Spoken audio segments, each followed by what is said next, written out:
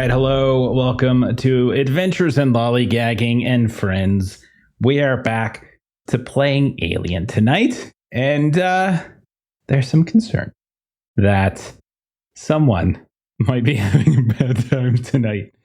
And you might know, if you listen to the last episode, who that someone might be. It's definitely the person in the middle of the screen that people are now pointing to. As Maitre wandered down a 300-foot cliff all by herself. Just take a little stroll on the ocean, or stroll alongside the ocean. Everyone's still up there, and a giant creature. It's going to attack her. It's going to be fine. To see the waves. I Absolutely. No, for sure. Like it totally makes perfect sense. It's gonna be great. It's gonna be very exciting. Now, I did do this much review of the combat rules, so we'll see how it goes. I'm sure it'll be fine. It probably won't last very long, so it'll be okay. So one way or the other. Anyhow, but yeah, that's what we got. We're down to Chuck tonight, but he'll be back in a couple of weeks, and then hopefully the crew will be intact. If not, Maitre does have a backup character sheet that she's going to be playing with at some point tonight. We'll see how it goes. It'll be fine. I didn't come up with anything fancy, so we're just gonna borrow. We're gonna borrow like I love doing the frag. We were talking about it beforehand. We like doing the Fragged Empire kind of intros. So let's do it again. So let's start it this way. Here's what we're gonna do.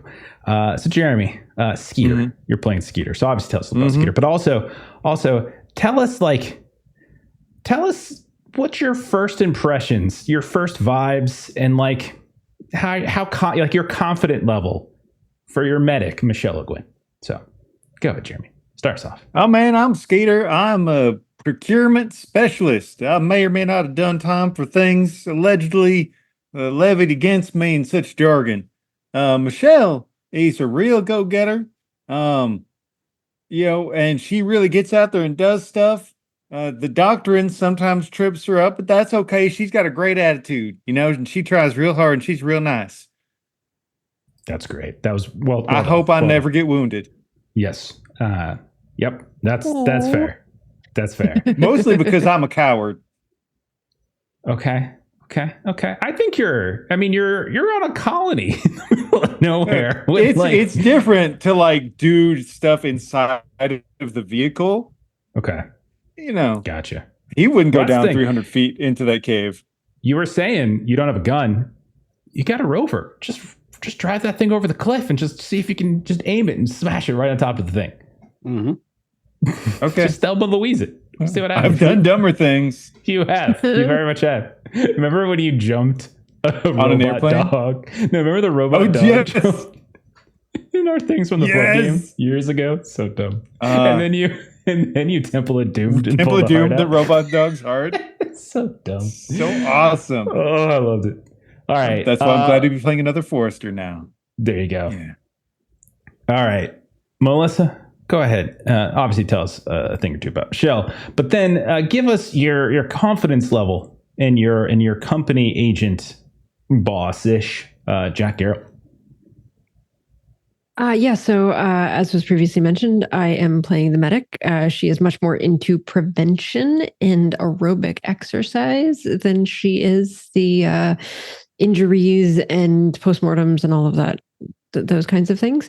And Michelle would never be heard stating anything negative about Mr. Company Agent, Mr. Jack Geralt out loud ever, because it is his leadership that is going to see us through everything that we have to do here. And sidebar, kissing his ass is the way that Michelle might get promotions or other things. So he is, of course, the best company agent that, sorry about that. Got a little, the best that we could ask for. Very nice.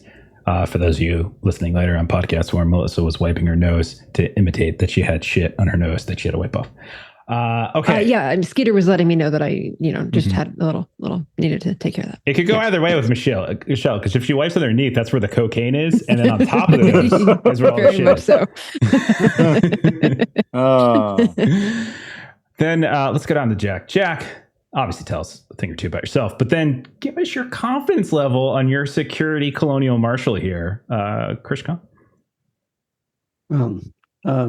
Hello, my name is Jack Galt, and I'm very confident in our security agent or security officer, but I'm a little bit concerned because it seems to have gotten a bit of the jump on her.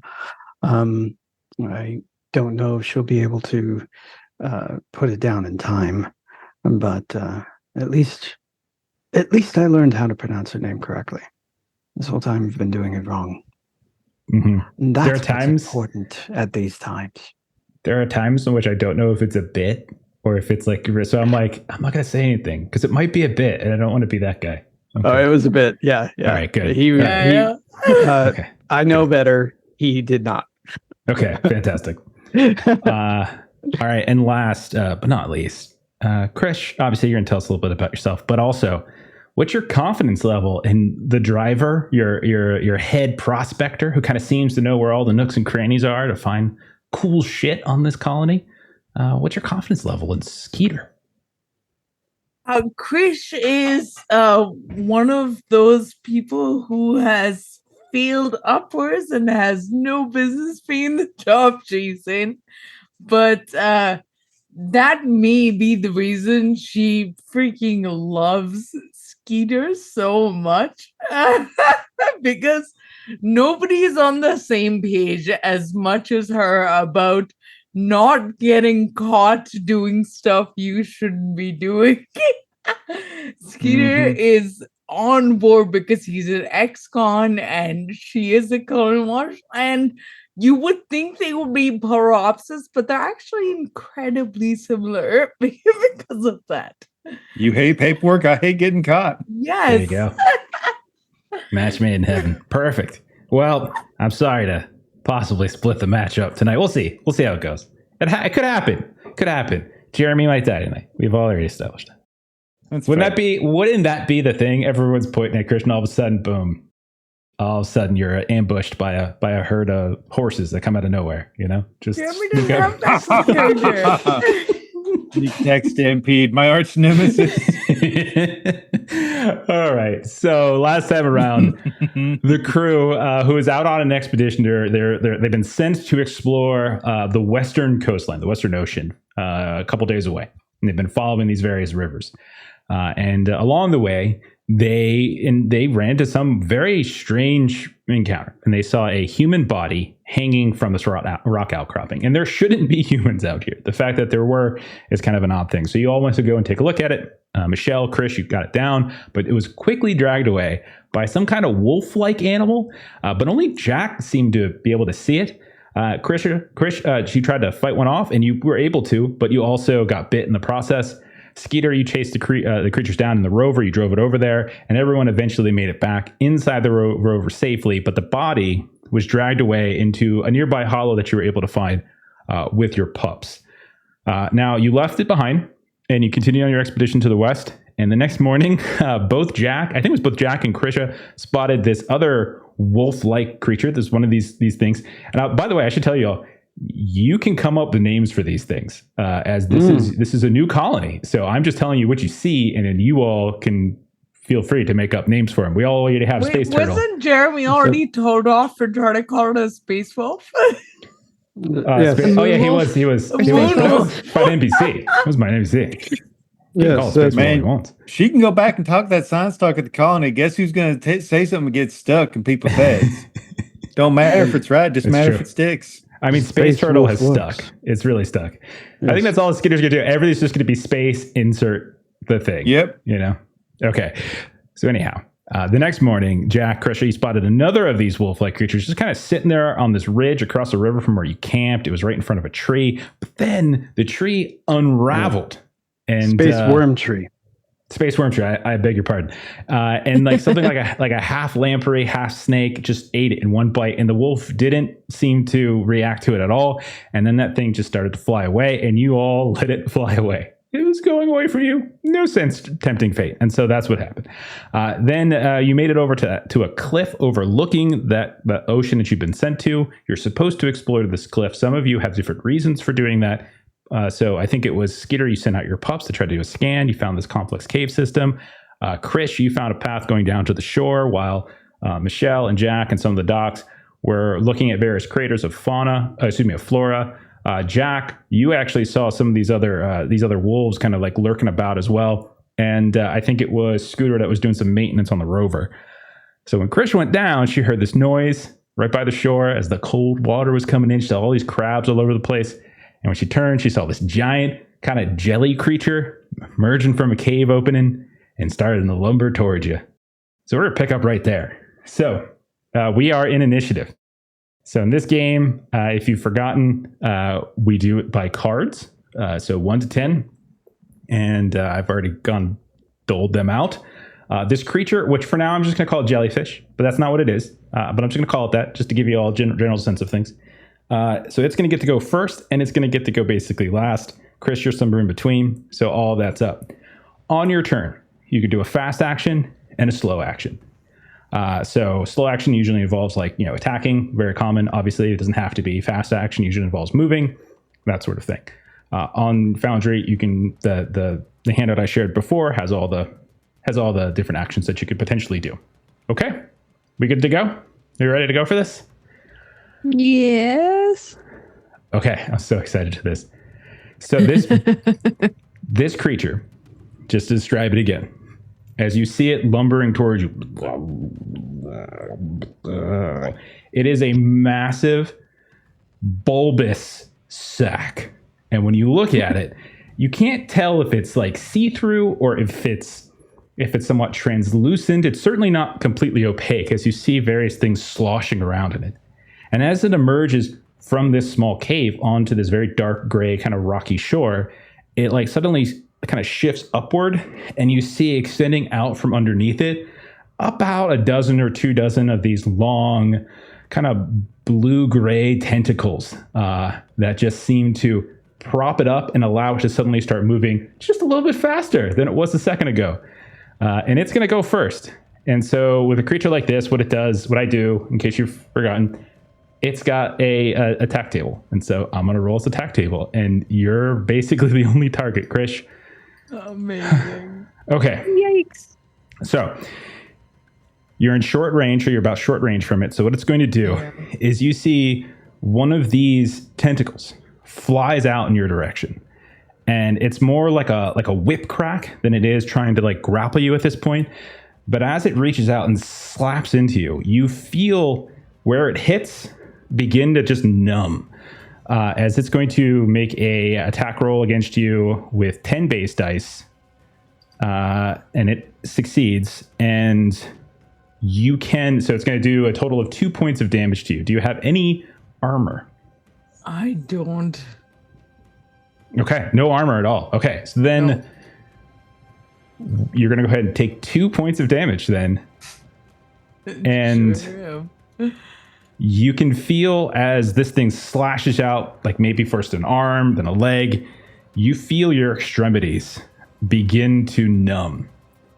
And as this thing is like, with its other tentacles beginning to close in on you, as they numb for the next hour, all of your mobility rolls are -2, and you can only move or change zones with a slow action. As this thing has started to slow you down. So brutal. Okay. No. So that is its first turn of the round. Next up, Michelle. Last we saw of you, you and Jack were near a crater up top on the cliffs, about 200 to 300 feet up. And you can see that there's all these different, like this is the only place where anything's growing. So on the flat expanses of the cliff, which does extend as far as you can see, both north and south, it's flat and desolate and barren. But in these little craters, you can see it's almost like this beautiful, small little biome of growth. Jack pulled you away at one point because he thought he saw some of those wolf creatures sneaking about and spying. And so you still are up on the cliff, 200, 300 feet above. Now, I'm going to go and say that you all have communications with each other, short range at the very least, and you can hear probably Krish at this point, like screaming, free action. I'm not going to worry about action economy. So you know something's up with Krish. Yeah, you know something's up with Krish. So Michelle, what would you like to do?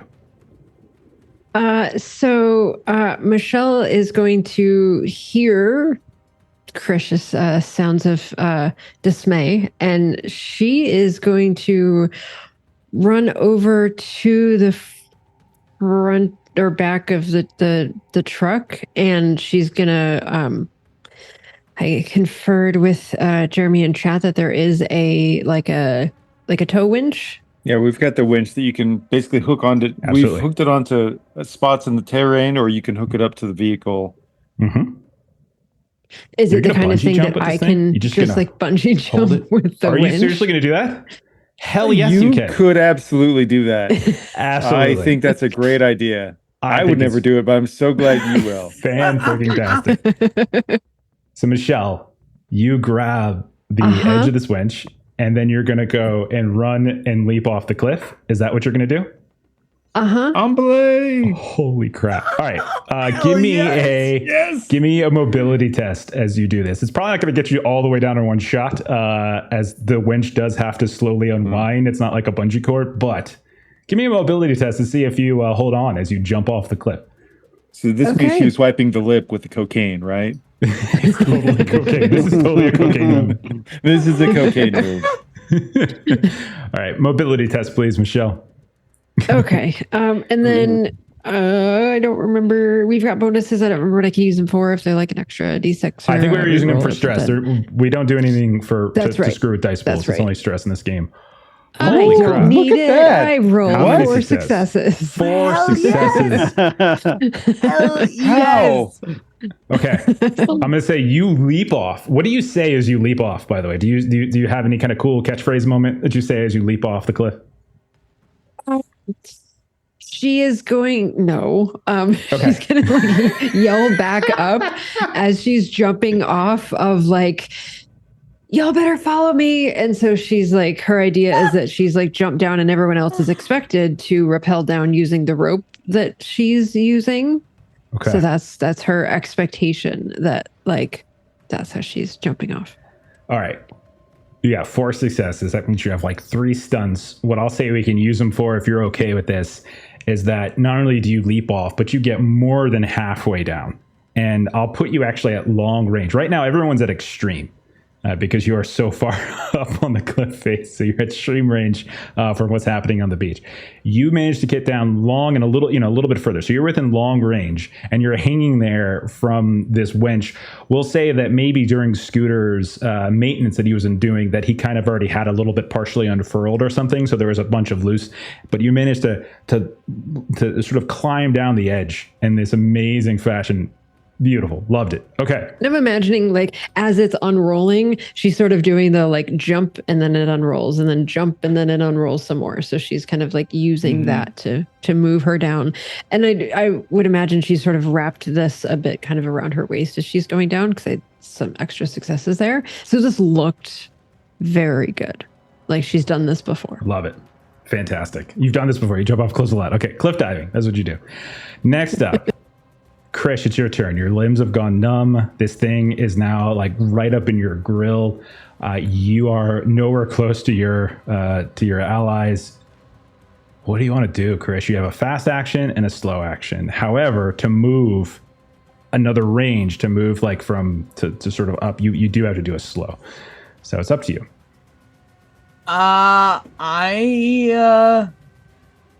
If I have a fast and a slow, can I use the slow to move back as far as I can and the fast to attack? So Or move too fast, slow no. You can use your slow to attack. Fast at this point, yeah. So because of what you just got hit by, so it's essentially a numbing attack. So it's numbing your extremities and it's lowering your mobility and it's make your movement a lot slower. So effectively, what you can do is you can shoot for the slow action, but then you wouldn't be able to change range I'm gonna either attack or move. Yeah, you're kind of screwed at that point. One or the other. Attack, obviously. You'll be fine. I'm gonna attack, obviously. Okay. Yeah. Okay. All right. I love it. Oh my God. Wow. Tell everybody how many successes you've gotten. That is 3 regular and 2 on the other days. So Okay. 5? All right. So 5. That's Total awesome.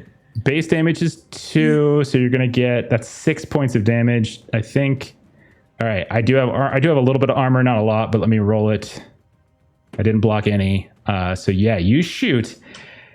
And as you unload this, you pull your revolver up, you start firing away, blasting as you're like kind of it's managed to position itself because you had come down from the ridge and you were kind of walking around by the shore. It's positioned itself that the ramp that you took to get back up to the cliff, it's sort of in the way of it, right? So you're kind of starting to back up and you can feel your feet going onto the water as the tide comes in, but you're firing and you're firing. With each fire, you see like this explosion coming from within that giant sack, the central body.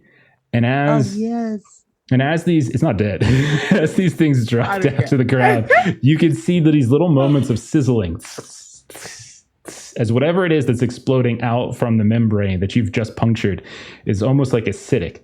And causing the ground some damage. Okay. Excellent. How nice.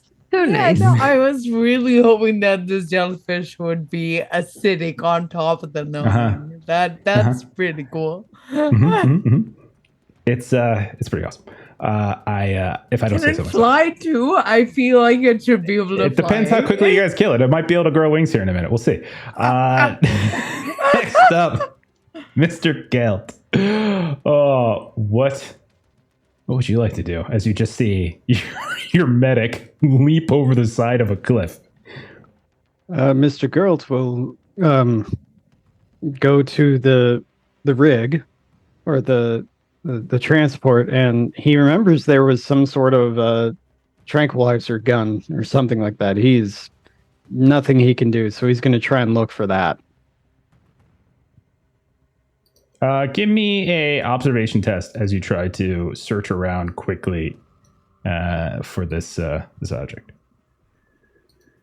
Okay, 2 successes. You roll your panic, no problem. You do in fact find it. Like your hands maybe start to shake a touch, but you kind of grab them and they hold firm as this is pretty intense. And maybe the other reason that your hands are shaking is because you see now starting to emerge from one of those craters a few of these weird wolf-like creatures that have now slowly started to move up and close in. They're not quite to you yet, but they're getting close.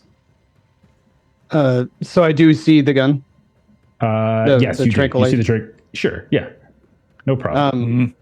So I don't know how much I have left to do, whether I can grab it or not.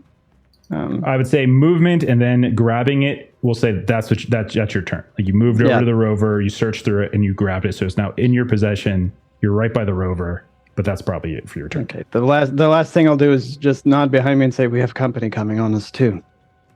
Okay. So Skeeter, if you turn to look, you don't see anything. And it is your turn, Skeeter. All right. Well, I don't know shit to do about that. I don't want to leave the duck. All right. Hey, duck. All right. You keep that thing tight around your waist. Bend the legs. Your vertical squat. We're going to do 3, 2, 1, 3, 2, 1. And I'm going to basically try and use the winch to try and help lower her. But I'm going to be calling out to kind of give her the timing of it as I'm doing it to kind of help her, like, hopefully she'll, bounce her legs a little bit and kind of go down the edge. Okay. I'll tell you what. Give me like a heavy machinery test, and because if you're successful, the number of successes you get will say you literally move her on her turn. Nice. It's awesome. It's a little something. Push? She'll go a little bit. Do you want to push? If you push, you can potentially get her. Okay. I don't. The last thing I want to do is stress out while I'm the one working the winch. No, that's that feels like a terrible idea. Okay. Michelle, you see... Yeah. What happened is like she was just about to like bounce off and then suddenly there's like a drop. So like you're helping, but the timing like isn't quite in line. Isn't quite there. Amazing. All right. So that was Skeeter's turn. So Michelle, you move down a little bit further. And next up, it is the jellyfish creature again. So the jellyfish creature is going to still only has the one target really. So here's what it does. Let's see. Okay. All right. So it's going to, and so it's got to use a thing. Sorry, I screwed up its table. 1 sec. Michelle's just like looking down, like the closer she gets, because it looked a little smaller from all the way up there, and sort of like as she's jumping down, and she's like, "Oh, this might not have been such a good stop idea." screaming. Okay. So this thing is now literally engaged ranged with you, and it has lashed out with multiple tentacles trying to swipe at you. But it has actually missed, as I rolled an attack with 10 base dice and missed on all of them. I saw that. As it slashes and slashes and slashes. But it is right up in your grill. So it is you are now in engaged range with it. Next up on is the NPCs. So you've got we'll treat Scooter, since Chuck's not here, as an NPC. We've got 2 working Joes. We've got Valdez and Morgan, the doctors who are with. Okay. So first of all, both of the working Joes, as you are watching them, as they've been following the doctors around as they've been taking these samples and studying these various craters. You can see both of them immediately stop. They like in the middle of the walk. They look kind of awkward. They didn't come to a stop, but they just sort of, and then one of them falls. One of them still stands up. And you can see emitting from their mouths is that same kind of glitch sound that you've heard multiple times now. And they just fall over. And the doctors look at you all. What is happening? Scooter, I warned you. Skeeter, need your assistance, please. As they call out to the 2 of you. Yep. All right. As soon as the giant vicious sack stops trying to eat my friends. Okay. That vicious sack gets to go again as we start a new round. Oh, God. And if there's anything you ever want Scooter or these work or the docs to do, just call it out and we can do it. Otherwise, it's going to go again because it's the start of a new round. Oh, God. Oh, boy. Okay. Because you didn't get hit the last attack, it's not going to use its osmotic digestion attack. So instead, its tentacle lash will go through. So you're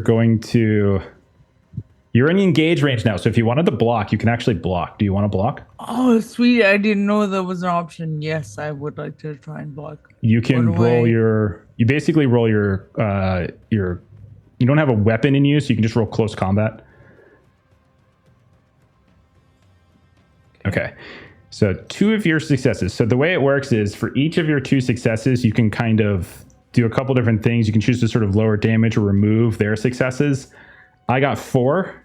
You've got 2, so you can reduce it to 2 if you want. There's also if that's okay. Okay.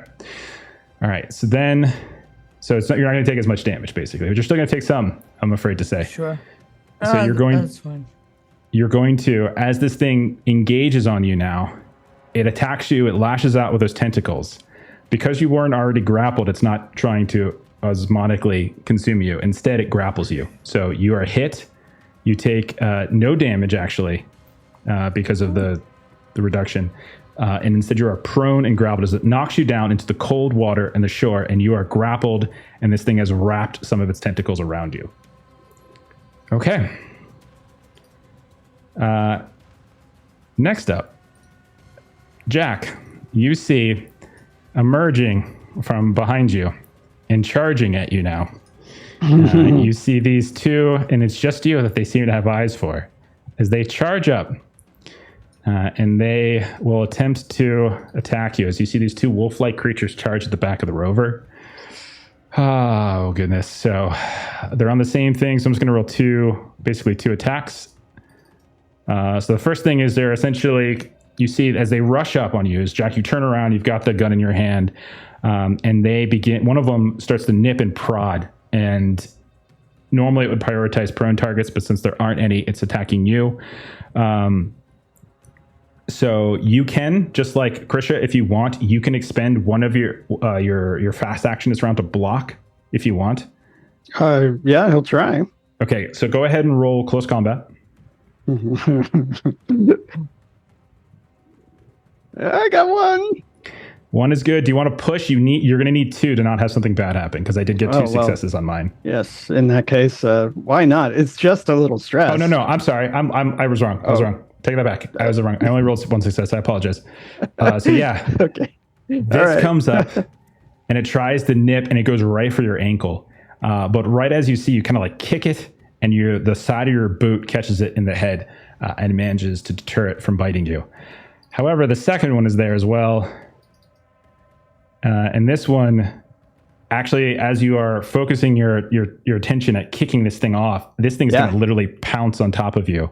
And so it's making an attack with 7 base dice. It's going to, it has 2 successes. You can expend your other action to block again if you want. So, but it does mean you won't have any actions when your turn comes around in initiative. Or you can just let the attack go through. It's up to you. Let's let that attack go through. Okay. So this is going to be That's not a good idea. 2 points of damage. It is armor piercing. So do you have armor? Actually, I have 1. Okay. One armor. I still think you get to roll 1. So even really? with armor piercing, I think it's a minimum of 1. So you can still roll it. I guess I will. Because you got your biohazards. And we do have bits if you need to decrease stress. We've got. It's okay. Armor roll is not stress related. It's just the rating of the. So roll a d6. Good deal. Didn't do Okay. it. 2 points of damage as this knocks you to the ground, and you drop whatever it is that's in your hands. You drop all handheld items. So the thing that you just picked up falls to the ground, and you are now on the ground at the back of the rover, and you have 2 of these creatures that are on top of you, and you're screaming, or whatever you might be doing. Okay. God. Michelle, I'm gonna give you a devil's bargain from a different game. You can let go because Skeeter moved you a bit. You can let go and drop the rest of the way, and still have your 2 turns, your 2 actions. You're fast and you're slow. However, you need to make a mobility test, and if you fail that mobility test, you could take some damage. Or you can just spend your fast action to lower safely, but it just means by the time you get to the ground, you only have the 1 action. Michelle has every confidence in her ability to jump and land. Cocaine's She knows how to bend her legs and make sure, she's not going to take too much damage. So she has every confidence that she can do that. So mobility check, right? Yes. Yeah. So mobility. If you pass this, which you do not. No, I do not. I would like to not push only it that, if I. You can't. can't, You 'cause I rolled- rolled a face hugger, so you got to roll stress, which you kept it together. Man. But as you let go, you realize maybe immediately after letting go, oh, that's much higher than you thought, and maybe in the air as you fall, you panic. Take a point of damage. This is not. Okay. So take a point of damage as you land to the ground, but you still do have your actions. But you did take a point of damage as you land. Okay. That's and devil's so bargain. Still pretty good. Still pretty good. Think about it. Oh yeah, no. I still have 2 bits of health left, and so she is going to sort of like jump up and shake it off as if it's just fine. It's fine. She totally doesn't have a broken ankle right now. It's fine. And so then she needs, in order to shoot this thing, she needs to be in medium range. So I would say she would do whatever I would say she would you need to are do. in medium range. When you land on the ground, you are in medium range. Long was like midway up to cliff or so. Extreme was the top of the cliff. You're not short, but you're at medium. So I think you're fine. Okay. Then she is going to shoot at this thing. So don't forget that you actually have your 2 actions. So I'm trying to remember. I can't remember. Is aim in this game? Yeah, you can aim to give yourself an extra dice on the attack roll. So for your if you weren't planning on moving a range band, you could do aim to give yourself +1 on your attack, and then you can use your slow action to attack with a bonus. Okay, so then I would have 1 modifier then for that when I shoot. I'm sorry, +2. You get a +2 on it from aiming. I'll roll another one. 1 success. So 2 damage. Okay, so it does have armor. I'm going to roll it. Oh, I'm so sorry. What's about to happen to Krish is pretty rough. So she's gonna like on one foot, kind of just like bounce, like she's like hopping on her one good foot, and she's like trying to like aim and shoot this thing. So you did 2 damage, you said? Yeah, that's just the base Okay. damage of Krish, the you are revolver. in engaged range. You saw when you shot this thing that a bunch of stuff exploded from it and acid sizzled on the ground. This has got an acid splash, much like a xenomorph has acid splash. So does this, and so it's the same rules. And so we'll see. It's only 6 dice I'm rolling. It doesn't have a ton of acid splash, and, Oh gosh. and you're good. Oh gosh. It explodes. Acid falls on the ground, but it dribbles in places where you just don't happen to be. So you manage to elude it. So no damage from acid splash for Krish. I'm helping. Amazing. I'm coming. Okay. All right, and Krish, it is your turn. You have 1 action because you used 1 to do the block. So you have 1 action. You can use your slow action for something. You are grappled, which is not a great position to be in. No, can I use my unarmed attack to try and loosen myself out of the grapple? Yeah, so grappling. So the only action that you can perform in your turn is that, in fact, you use your slow action to succeed in an opposed close combat roll against moi. So yeah, so it's gonna be opposed. Sweet. That's fine. I kind of Got this. figured that. Okay, Let's see. got 10. All right, so or you got 1, I should say. Okay, let me roll mine. Yeah. Oops, that's not the right number of dice. And All you're right, keeping sorry, I it did this together manually. because you're Well, brave. All right. What 1 tip? success. Unfortunately, I got 2 successes, and because you rolled a face hugger, you can't push. So you try to break free, but you are still grappled. Okay. But at least you can feel the cold, icy water lapping over top of you. Oh, good. It feels pretty nice. So rejuvenating. I almost feel bad saying this, but you actually don't really feel it, as most of your body has kind of gone numb at this You know point. what, But Jeff? you know. We did not have to say that. It's okay. All right, Mr. Gale, you have been attacked by 2 of these wolf creatures. You have been pinned by 1. You've dropped your weapon in the ground. You've used your fax action to block. You still have a slow action left. You're not grappled, so you're just prone. What do you want to do?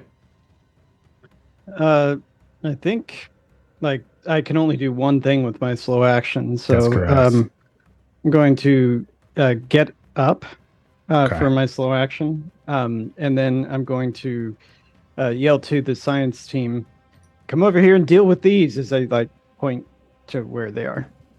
Okay.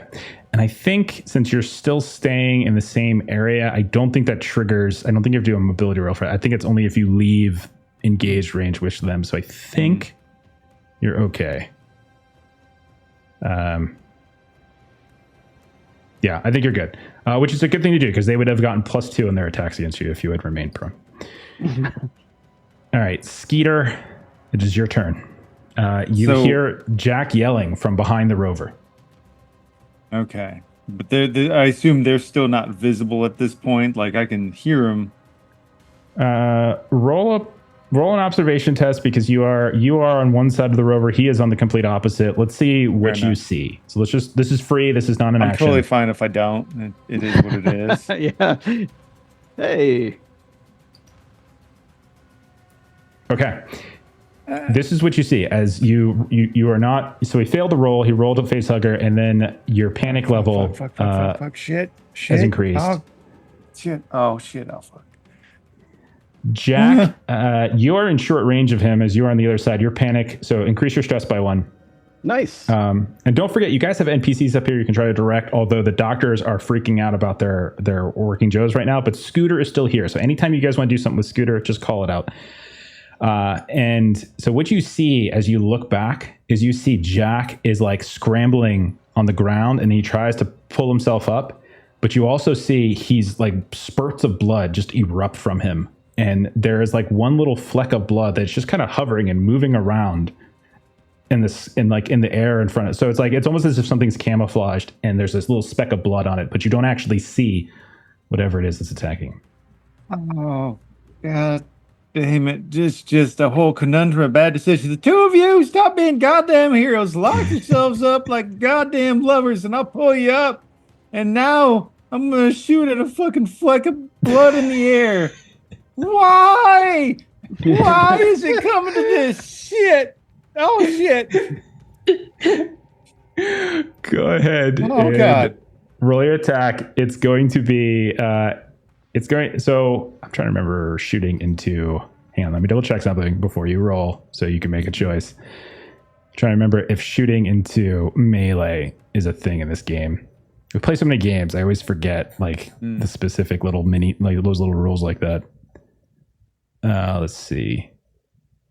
Trying to look it up too. I don't see anything immediately, and I don't remember anything off the top of my head. But what I'll say is because of its weird little camouflage thing going on, go ahead and take like a -1 on your attack. So would I still be able to do the aim and then shoot? Yeah, if you did the aim, you would end up with a net +1. Okay, I'm gonna give it a try.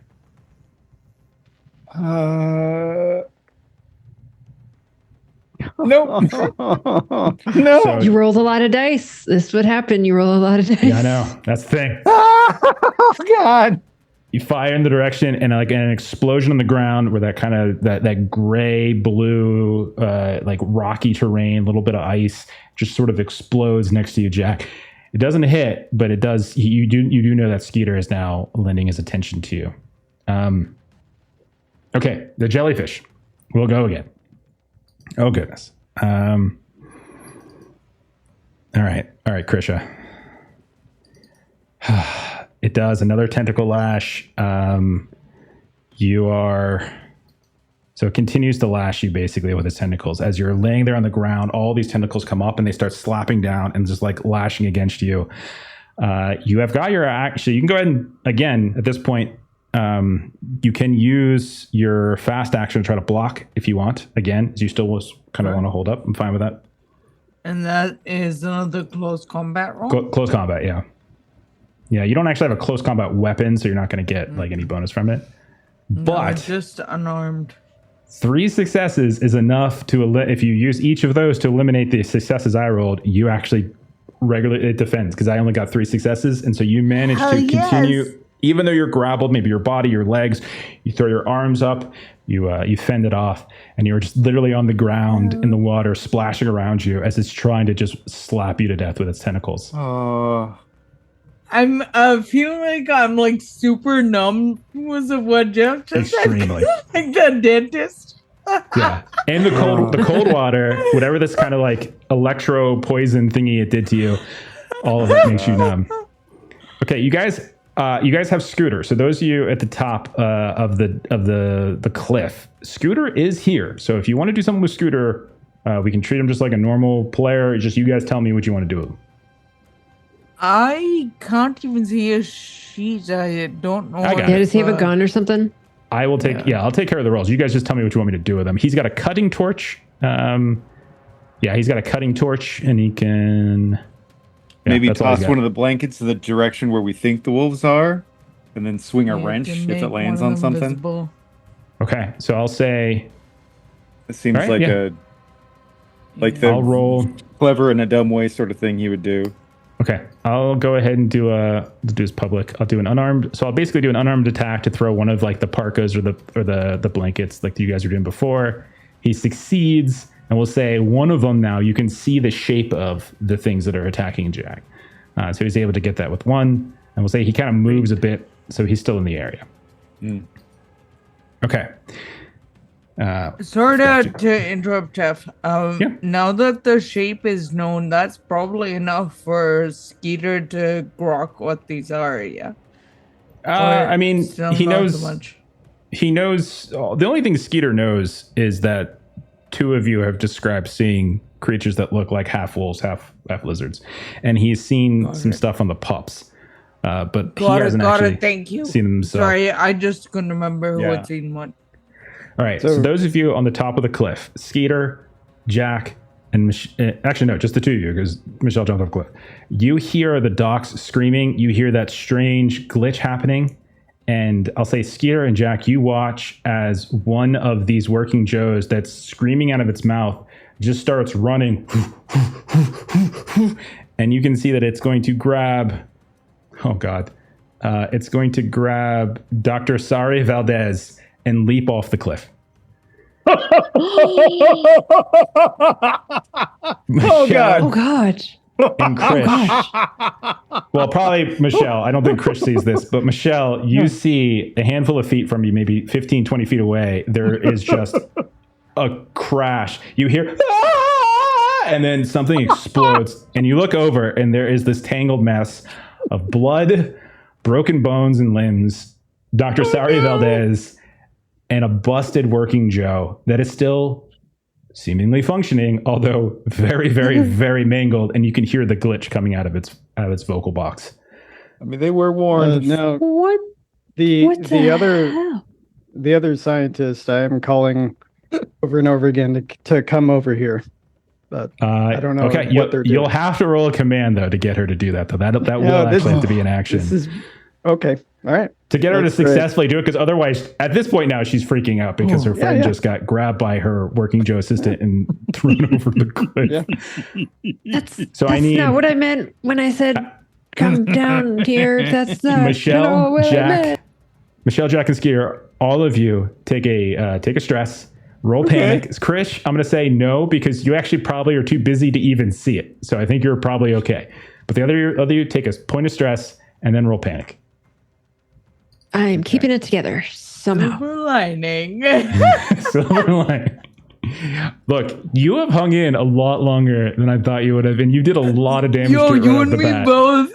You and me You're doing both. really, really well. How do you roll panic? Just click on your click character stress. sheet. Just click Yeah. stress. Oh, All right. So let's see. Skeeter, you've got your nervous twitch, so your stress level increases, and then Jack, your stress level is also going to go up. I'm going to go ahead and roll up some You're of welcome. Scooter's as well. Sorry, Chuck, but I'm going to have to roll a panic test on Scooter. Okay.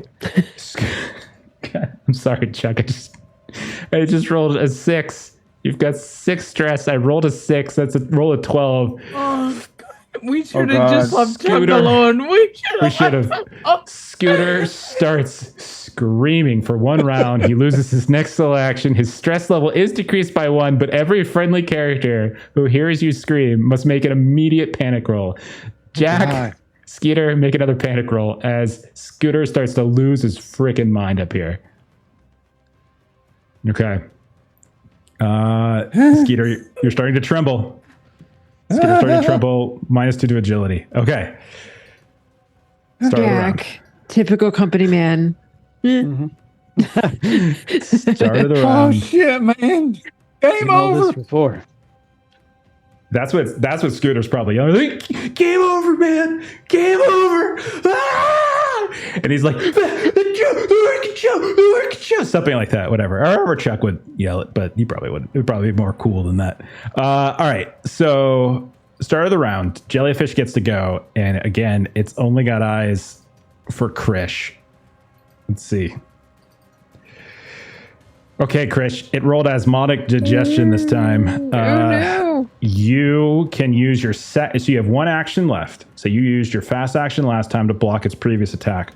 You can use your second. This means you wouldn't have any actions on your turn to try as it's trying to literally pull you in to this bulbous body and is trying to osmotically digest you. So you can use your other action to try to fend that off, or you can let it happen.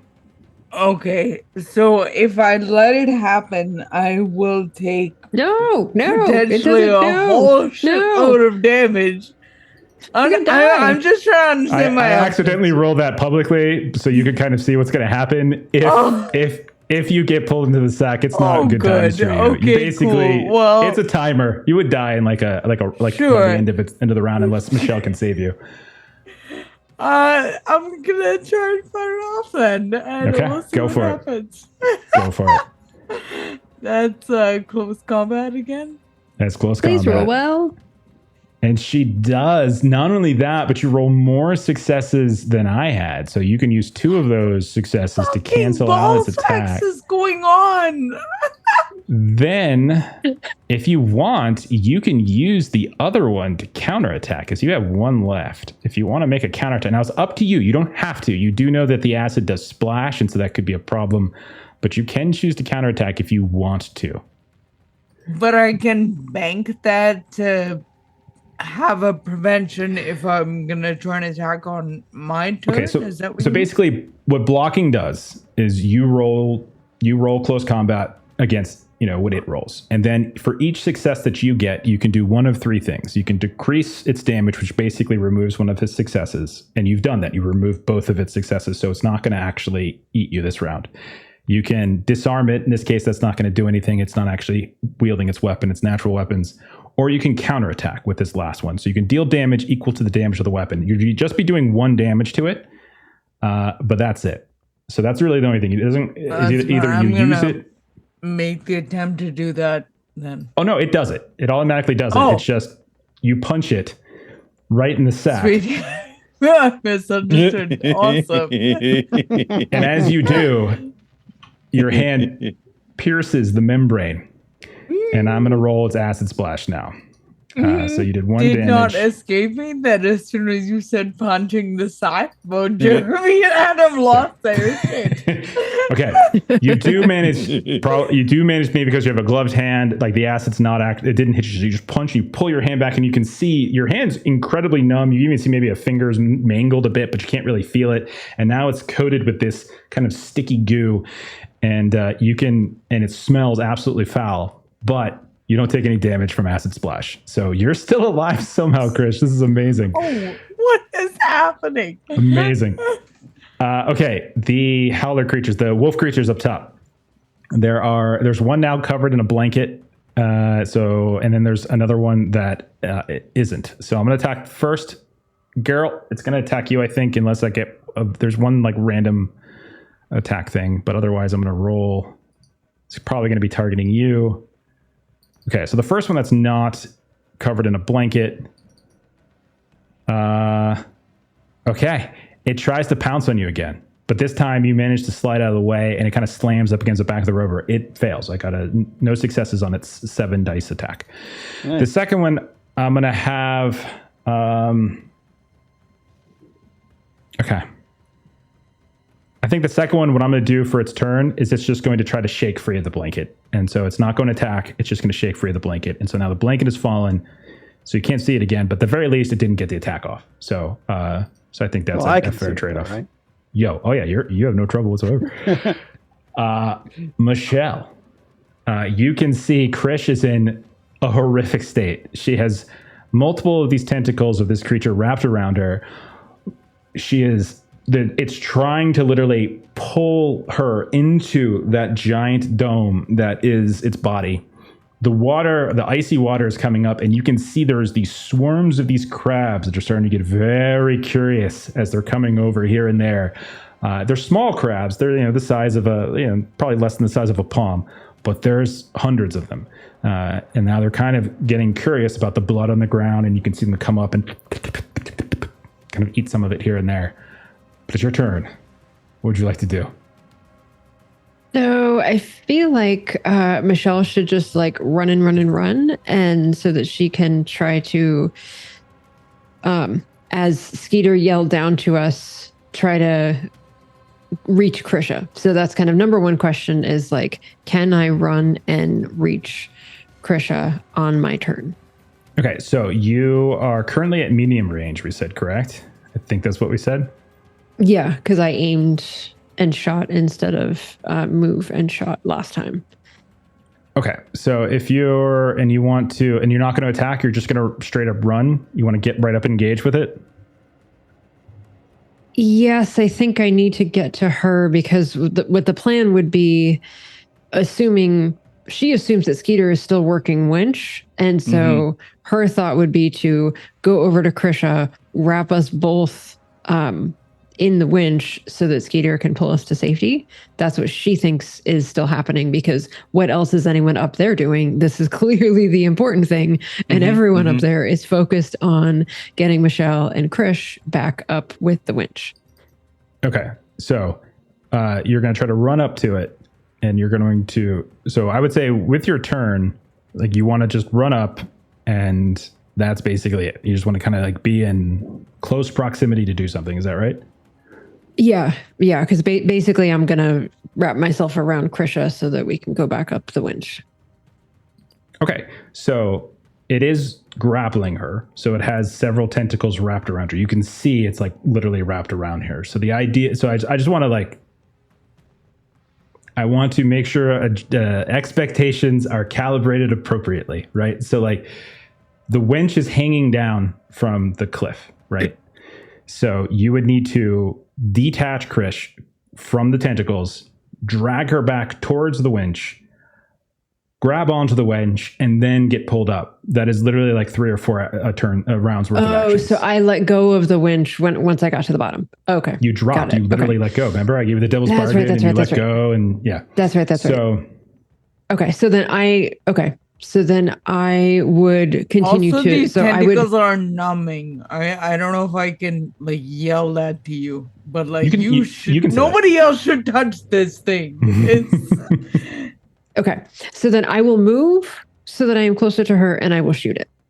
That is what I will do. I forgot about the jumping off the winch thing. You can say short range. You can move in the short range because you're at medium, so you want to move one more range band, so you get to short, and then you want to fire. That's fine. Fast action to move. Yes. Short action. Full action to fire. No bonus from aiming this time, though. Okay. Let's see how well I do. Come on. Okay, 2 successes. So base damage is 2, so then that's 4. No, it's going to be base 3. damage is 2, so it's going to be 3 points damage because 1 success to hit. Okay.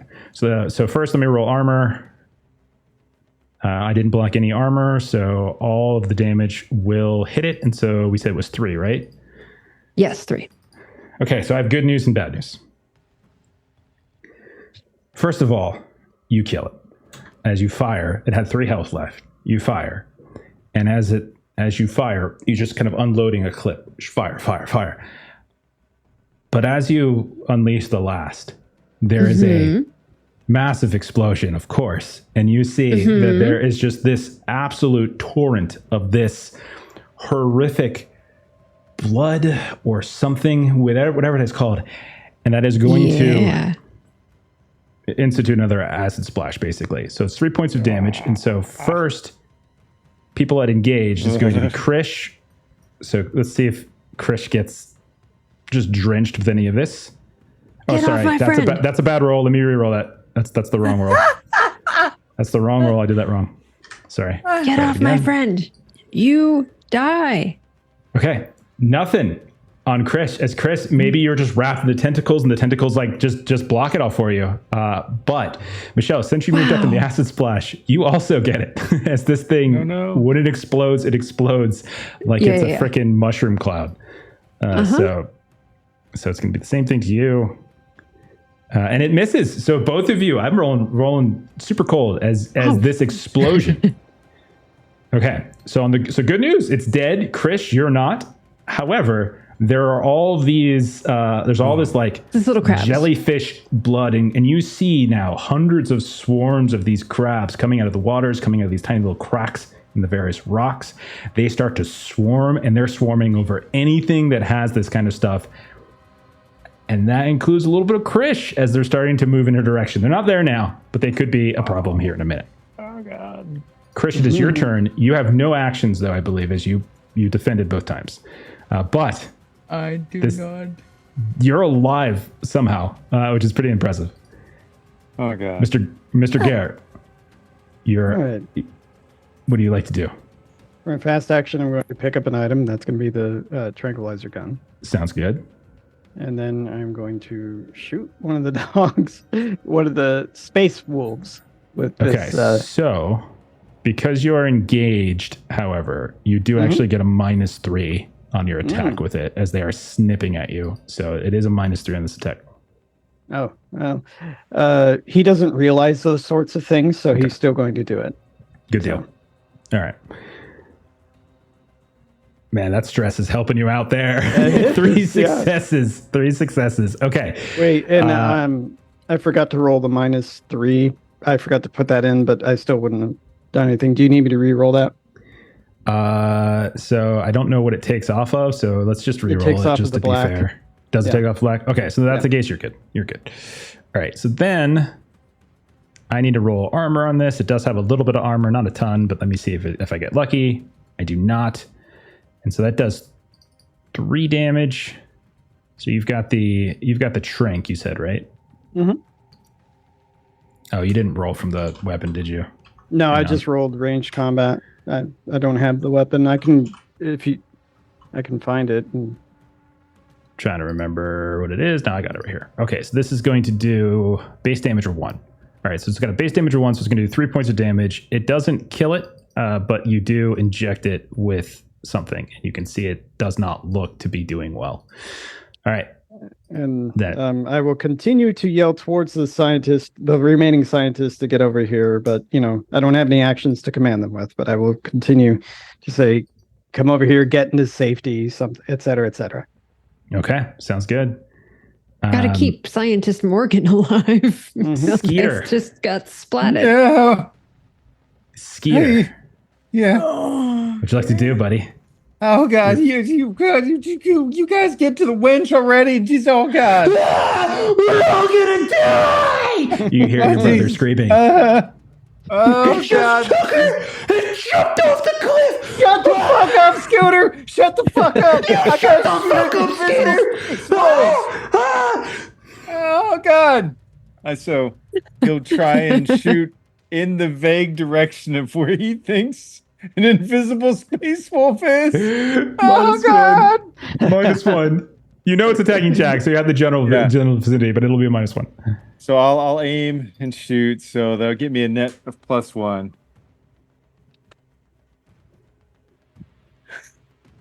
A whopping. I think it does 1 damage. Yeah, it's not meant as a weapon. It's 2 Are you damage. attacking? Which one are you attacking? Are you attacking the one that Jack had? Like, I'll say it because you see a little trink needle out of one of them. Oh yeah, I'm gonna go for the one that's the most obvious. All right, so I'll tell you this: Oh, it does you 2 fire, damage. you fire, and you see a big explosion of blood, and then you hear a thump, and you see it falls to the ground. And as you do, you see like a little pool of like this kind of bluish, purplish blood begin to pool on the ground as you hit something, and you probably even heard something. You probably even heard almost like the sound of like this gravelly dog bark. Okay, well done, man. Nice. So that one's dead. All right. Hate that stupid dog. Jellyfish is also dead, so I don't got to worry about that one below. So there's really only 1 enemy left. However, let's go to the NPCs. So first of all, Scooter, he calms down a little bit, as that was only just the 1 turn. I think he lost his slow action. Then Morgan, Dr. Morgan, who was the one who didn't get reverse officer and a gentleman off the cliff. You can see she goes to the edge of the cliff and she is like on her hands and knees looking down and she's like, sorry, oh my God, sorry. As she's screaming down. And as that's Dr. Lena Morgan's turn as she completely ignores Jack. And then as we do. Yeah. I would too. So. Yep. You give me the command roll. Yeah. Different story. Then, so one of these. Sorry, let me go ahead and. I'm moving a few things around. So those are the ones. Valdez and the Working Joe are on the, on the ground. Morgan's on the edge. You all watch as the one that fell over on its side. That was escorting Morgan. So this is Skeeter and Jack. You watch as the Working Joe that was on its side kind of starts to like stand up in this sort of jerking fashion and just kind of stands there for a second. Looks like it's about to fall over and then just stares up at the sky. That's the end of its turn. Come back to the top of the round. Jellyfish goes. Jellyfish is dead. Michelle, your turn. What would you like to do? Okay, so now that this thing is dead, now she will go over and not even really checking to see if like Krish is capable of walking on her own. She's gonna go over and attempt to just sort of like hoist her up and carry her. Okay. You want to pick her up? Sure. Give me a, what's it called? Give me like a stamina roll to pick her up. So you hoist her over and then you kind of start moving a little bit. You won't get a ton of movement, but you can do a little bit. So do like a fireman. A good doctor would like check vitals or things like that, but we've established we're not talking about Michelle is not. You're an action doctor. Not a good doctor. An action doctor. Before, as you're leaning down to pick her up, it's like, you fucking save me. And she grabs your head and gives you this big action movie kiss. And then let's go. Okay, Michelle, roll a stamina, fail, so you drop her back on her ass. 2 successes, but you do roll a face hugger. You roll you show your stress. Your stress level increases. So does yours, Krish. And I'll tell you the reason why. Both of you can see at the base of your feet and now on some of your person, there are these swarms of crabs and they've started to just climb on top of you. And I'll say, Michelle, since you picked her up off the ground, you're the closest to the ground. They're starting to sort of like peck a little bit at your legs, where some of this, just some of this basic debris, the blood and the guts of this creature that you just had to step through to pick up Krisha. And it's like they're eating it. But then doing so, they're like, you can feel these little teeth or these little claws or fangs or whatever the fuck it is. It's just somehow piercing through, and you can feel it scraping against your skin. It is a matter of time before these things begin to swarm something fierce. That's great. That's so Michelle, great. And I'm running. You're panicking back to the witch. Yeah, so I'll say you're moving a little bit. Okay, Krish, it is your turn. And you actually have your full complement of actions, and you are alive, and you are being carried by Michelle. Is there anything you want to do, Krish? Nothing apart from helping us get to the wench quicker. Okay, fair enough. What I'll say is, are you capable of moving? I know I was just gonna ask actually. You got tough, so you had, you didn't break. You still got health, so yeah, you can move. It's just you were prone. So I'll say, Michelle, you probably untangled and brought her up. And so we can say maybe you didn't fireman shoulder her. Maybe you just kind of helped pull her up from the tentacles. And the two of you started to move. So Krish, you totally could take your full complement of actions. What is that? Just a mobility roll? You don't have to do any rolls. It's just fast and slow. But I will say this: the wench, Skeeter has been busy. I don't think Skitter you've continued to lower because you started attacking the wolves and shit, right? Yeah. Is that fair?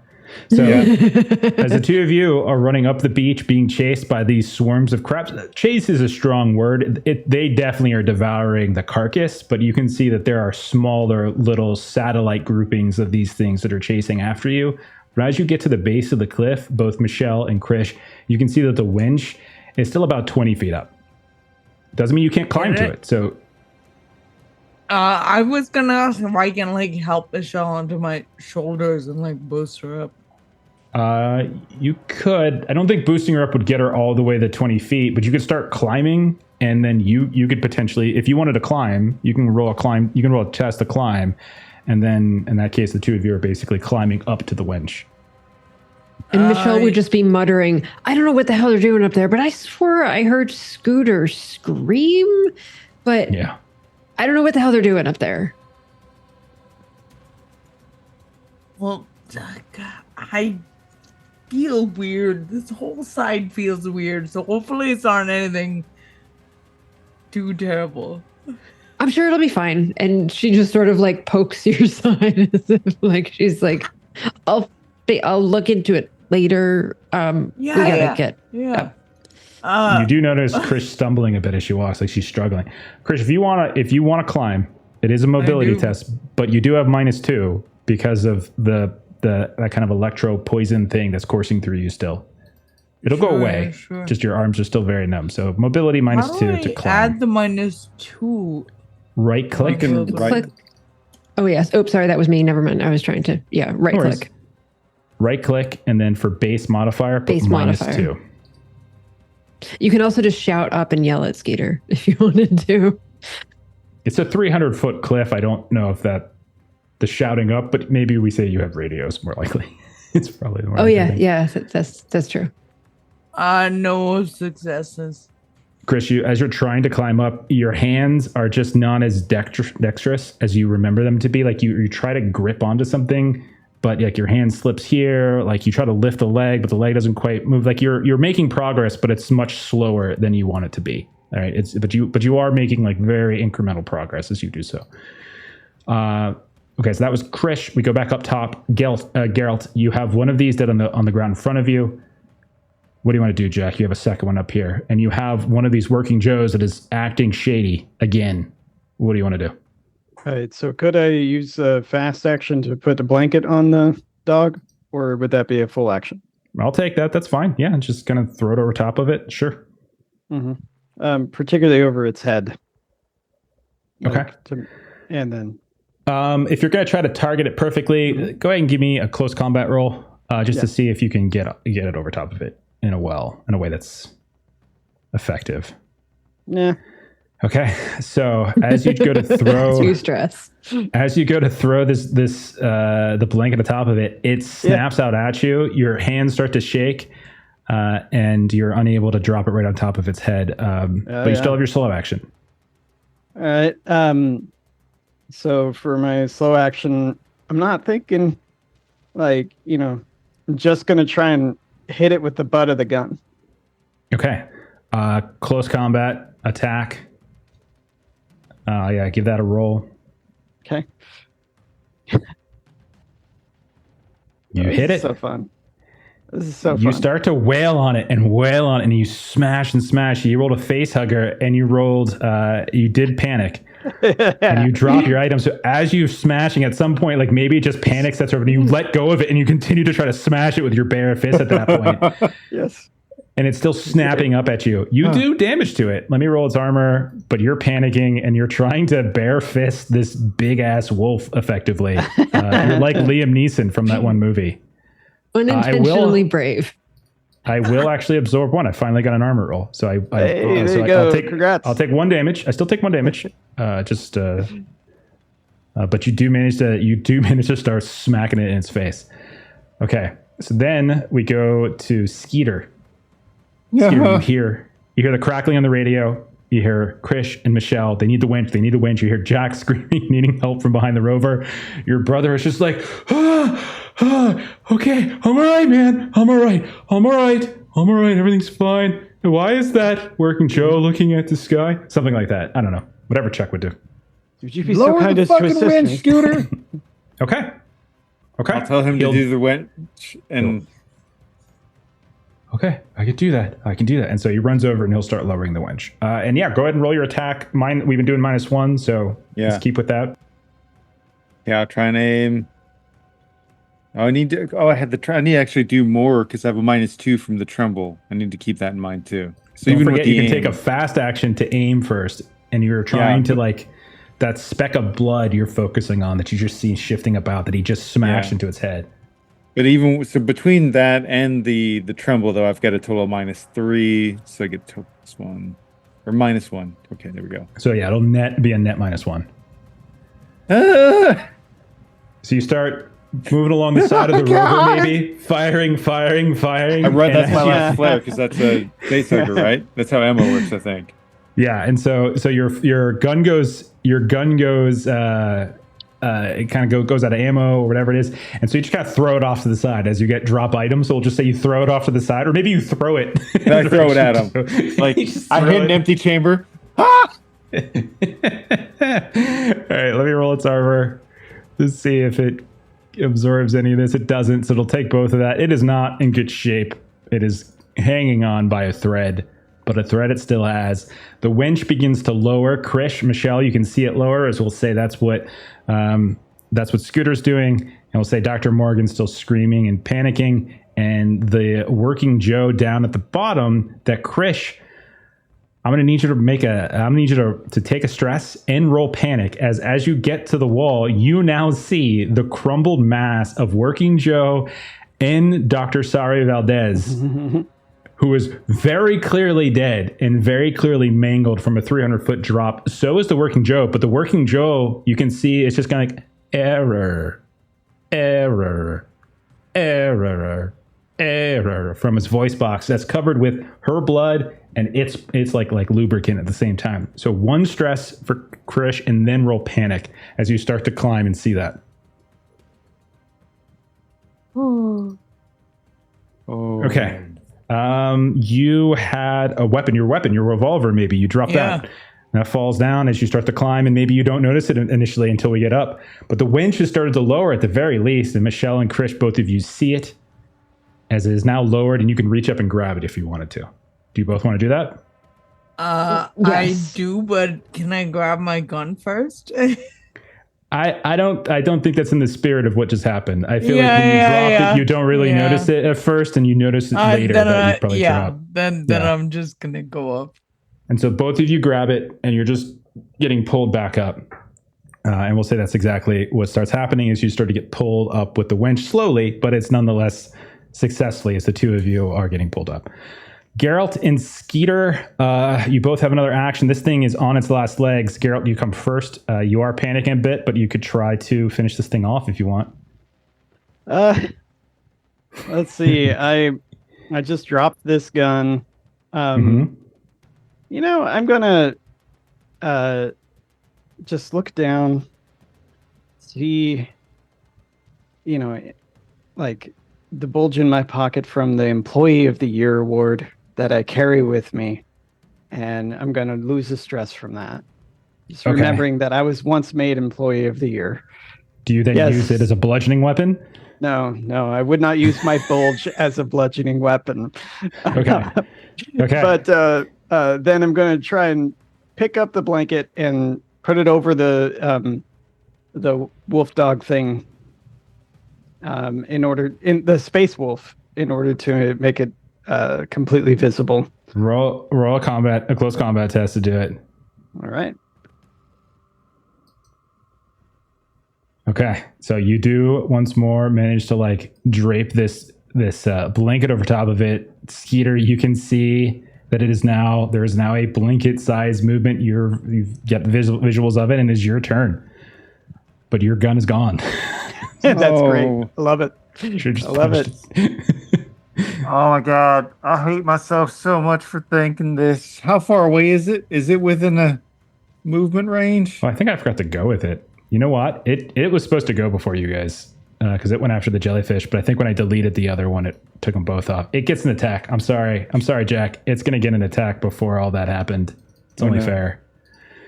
All right. So it starts to howl, in fact.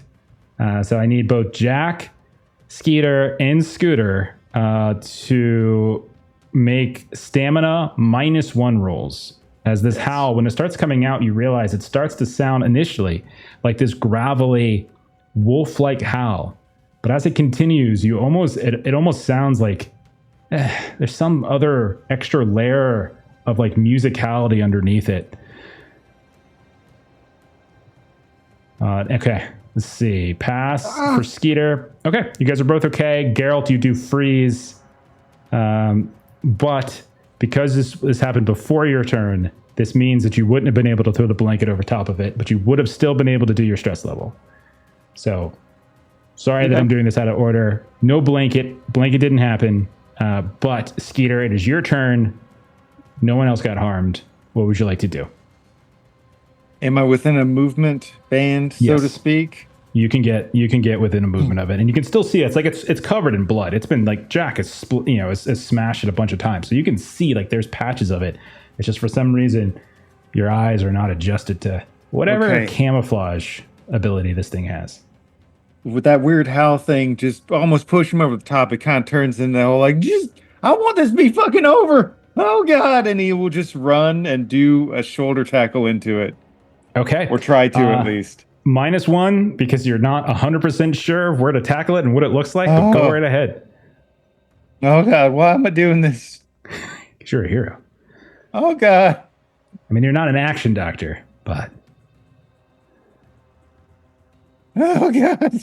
okay. So you do in fact tackle it. It does not have enough armor. It only has 2 armor, so you got 3 successes. So you're going to kill it. And so as you as you come up, you tackle it. You bring it to the ground. You start just like smashing. You get your forearms, your elbows, swinging a little bit. Fucking Space Wolf. And then finally, I mean, like, and you feel like something beneath you. Like it's beneath you. There's mass here, and you just can't see it, but you're like ripping out spouts of blood. And then, as you're sitting there with your hands in its guts, you see this little flicker of light, and suddenly you see it in front of you, the dead carcass, and you freeze. And then, Jack, go ahead and increase your stress as you're right there as well, as your stress level does go up. Okay. And then we hear as that's happening, we hear this, like, the sound of the winch. Screech, screech, screech. And then suddenly, Michelle, Krish, you're back on the top of the cliff. It's been pandemonium up here. There's blood all over the back of the rover. You can see Dr. Morgan, Lena Morgan, is still screaming and crying down, screaming down for sorry. You can see one of the working Joes is standing there, staring up at the sky. And then you can see that right next to the winch, there's your friend Scooter, who helped you up. And then you can see Skeeter and Jack are in not great shape, covered in blood and a little shaky. But we're out of combat. We're out of initiative currently. And I'll turn it over to you guys. What do you all do? What were you doing? We could have died down there. What the hell were you doing? I was fighting goddamn invisible space wolves.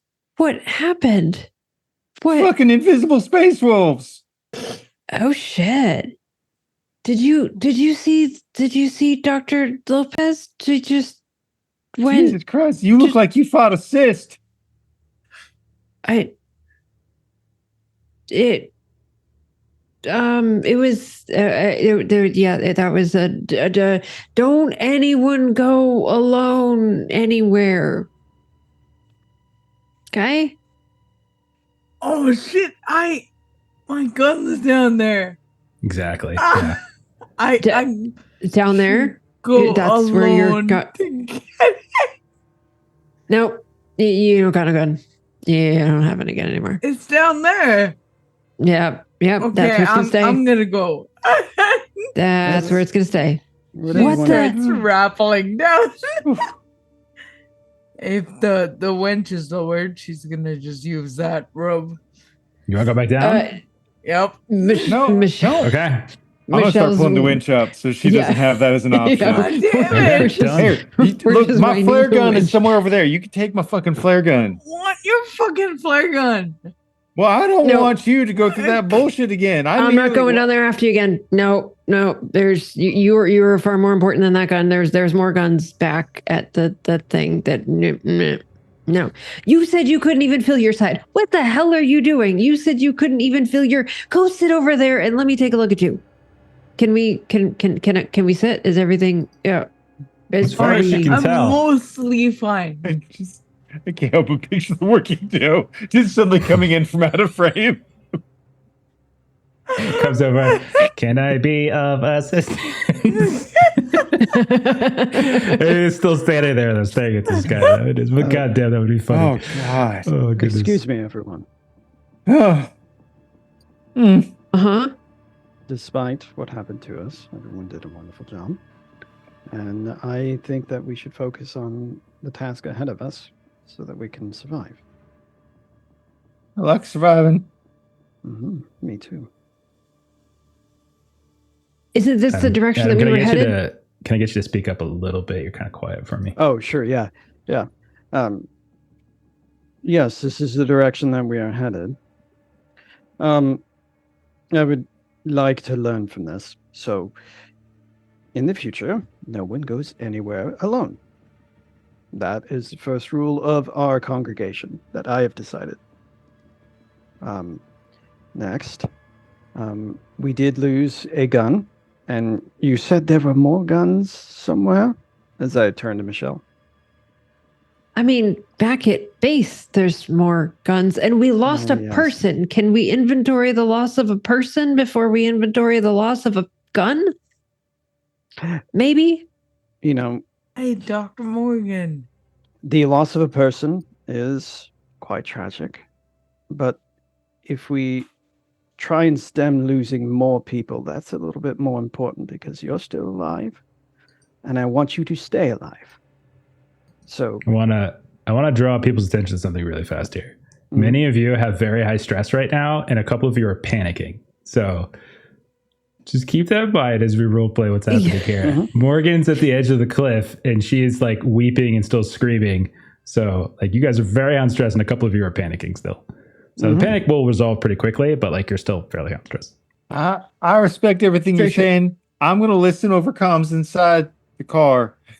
now, Inside the nice, safe car. it's situations like this where not listening to leadership and showing incompetence will result in this. So I'm Okay, Okay, trying. you're going to need to just Boy. shut all the way the hell up. And Michelle's going to go over to Morgan. Okay. Who is just on the edge. Like you can see she's looking down. It's just grabbed her. Why did it do that? Why did it do that? Why did it do that? Why did it do that? And she's babbling I don't know. incoherently. I don't know, but can we get you back in the vehicle, please? Can we do this in the vehicle so you're not we so need close to the edge, please? We need to get Please her. back. We need to get. She could be. Did you even check? Did you even see if she could be? She could be okay. She she's not. could have fallen. They could have I broken. saw. I was right there. But did you sorry check? Did you check? Did you don't Yes. know? I checked. We have to get her checked. body at least. We can't just leave her body no. out here. Yes, we can. We can't just We leave her. need This is the to. This is We the have to. second body we found out here that you and your people are just leaving here. This is not how we treat each other. We're not animals. We need to take her back. She has family back at the base. What is Grisha wrong with you? barely got out of that, and she was like half paralyzed. You're not going down there. And I don't want to go by myself, but there's several of us. We could go walks together. up at this point and pulls out her other gun, the shotgun, and points it at the doctor. You And need to Michelle is going to stop. Go back hold to the gun. What? You're pointing a gun Whatever at me? you were doing. Mr. Garrett, is this appropriate behavior from your security personnel? And she All everyone else just with the gun shut in the up. chest. She looks at you. I'm not I'm not gonna ask a second time. I will pull the trigger. Do it. Do it. No. My best friend is in pieces below, and all I'm asking is for you, who is our security personnel, to maybe escort a group of us down there together, not by themselves, so that we can recover her remains. And Mr. Garrett, your security personnel, is pointing a shotgun at me for saying reasonable Try things. to knock her out with a punch. Do you really want to do this? Yeah. All right, go right ahead. But he's all stressed out. Yeah, Oh. yeah. I also have counselor, so I can just take her stress down that way. You got What to am I roll. rolling? It's close combat. Okay. I just want to point out It's that is one who just lost her best friend, who is now Yeah, yeah. mangled as No, a corpse below. I just want to make sure that's Chris- okay. No, Christian's to be sure, she's not a very nice person at the best of times. This is not the best so- of times. No. This is going to have major consequences. Okay, you take the gun and you crack her.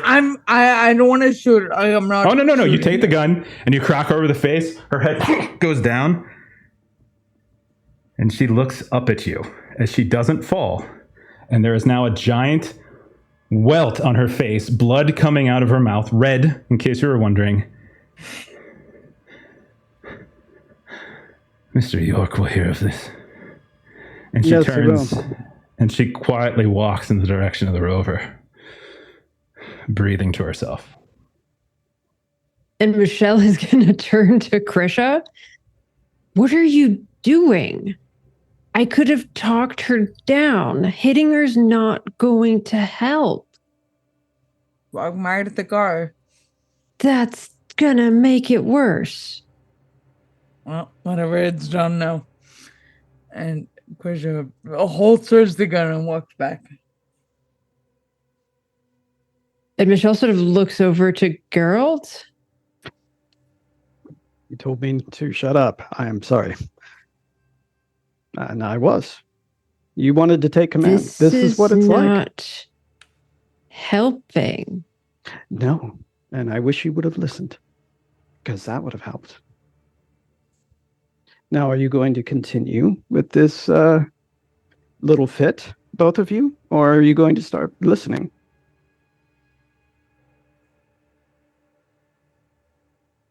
And Michelle to be- is like to be looking clear, to Krisha Skeeter is for like a voice of walking back. reason in this situation. Skeeter already And retreated he's in the inside the car. vehicle. He was not having this. And I think it might just be the two of you talking at this point. Outside the because- car. Yeah, Krisha has gone back to the car. I mean, everything has been documented. Yes. So, just to refresh, Mhm. we've got an injured Marshall with some paralysis effects. We're down one working Joe. We're down a scientist. We've got another scientist bleeding from the head. Mhm. Which direction are we headed again? Well, we are trying to find this cave. We are trying to ascertain whether or not we can mine resources from it in the future. This was a reconnaissance mission, and I do believe that Krisha had every intention of reconnaissance of scouting, and she got in trouble. It's that look with your eyes, not with your hands thing. Can be helpful. Yes, it very well can. Now, we've had quite an interesting ordeal. There has been quite a bit of tragedy that has happened. Can we try to pull this together to avoid more? Do we have any samples of what was going on with you all up here? We can take them. And we can even try and recover some things. I know she mentioned a body. And I would like to bring that back because it is the right thing to do. But I would like to do so in a manner that doesn't put anyone at a large amount of risk. You want her body? It is the right thing to do.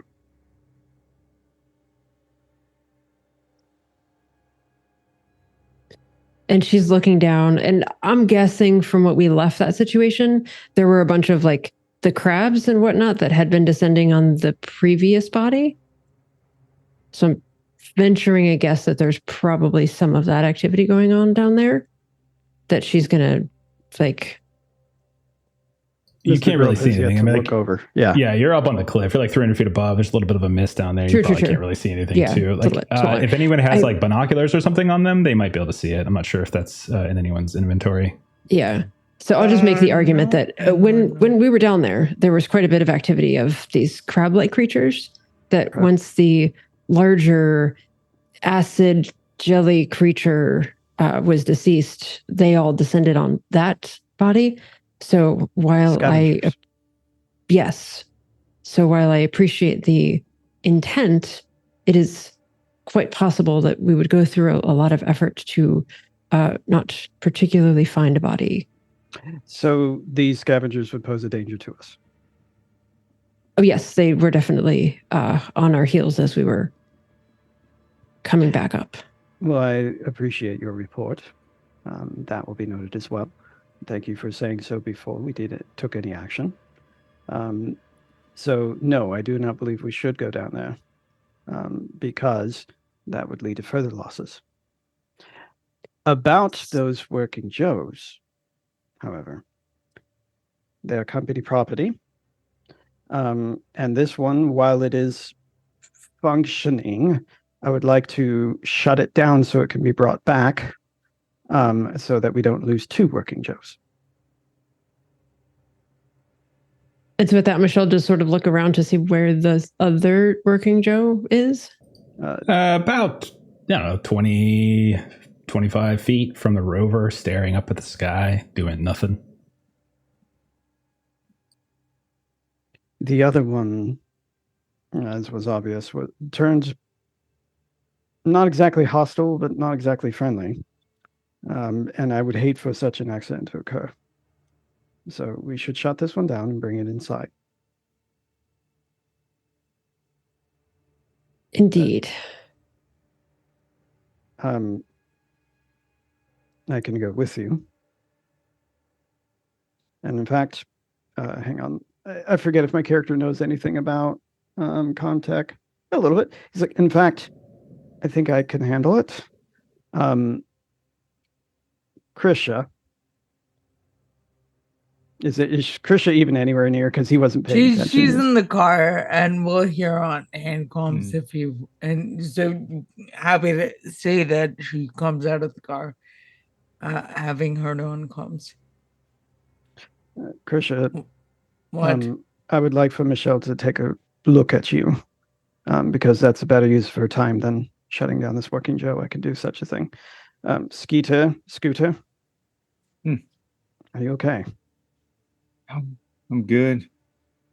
Sorry, I just needed a second to kind of not be in the middle of it. I'm better.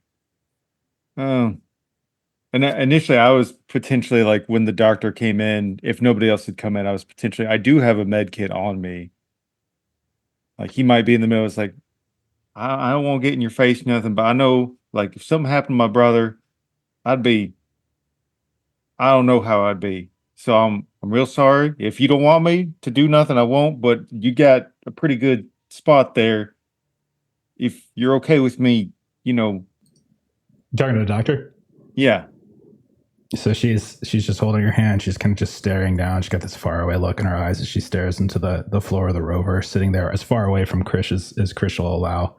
And she probably doesn't even hear the first half of your what you're saying. Then she'll just kind of look up and be like, I'm sorry, what was that, Mr. Carter?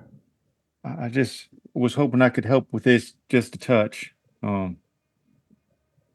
Oh, yes, I would. Yes, thank you. That's okay. I'm real sorry. It's not your fault. Well, fault ain't got nothing to do with this. It's just a shit situation. So I'm gonna give this a go.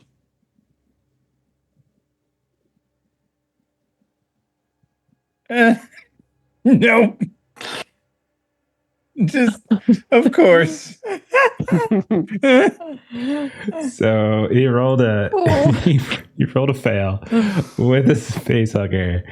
Action fails, and the stress level. And so, what do you think? You like bungle it and you make it worse somehow?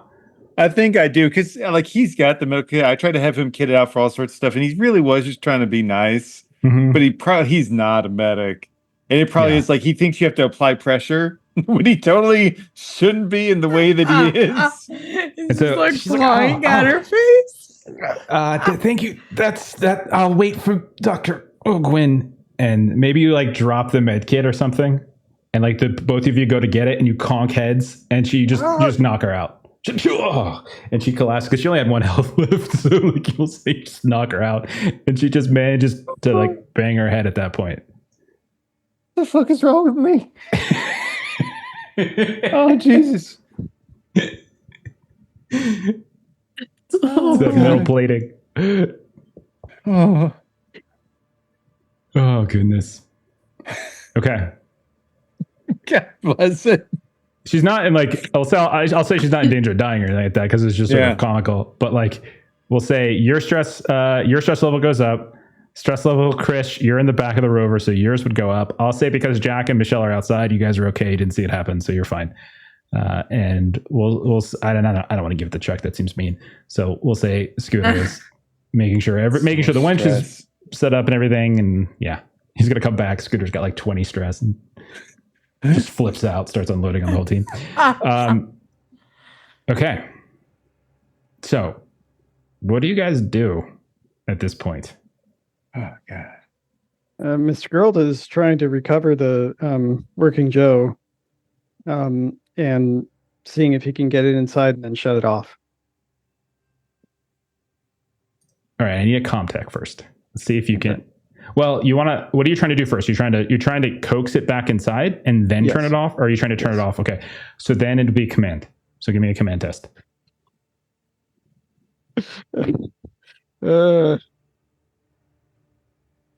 We have a long history of questionable command in our alien games. I put my points into manipulation and not That command. makes sense. I think command is probably necessary for working Joe, though. Okay.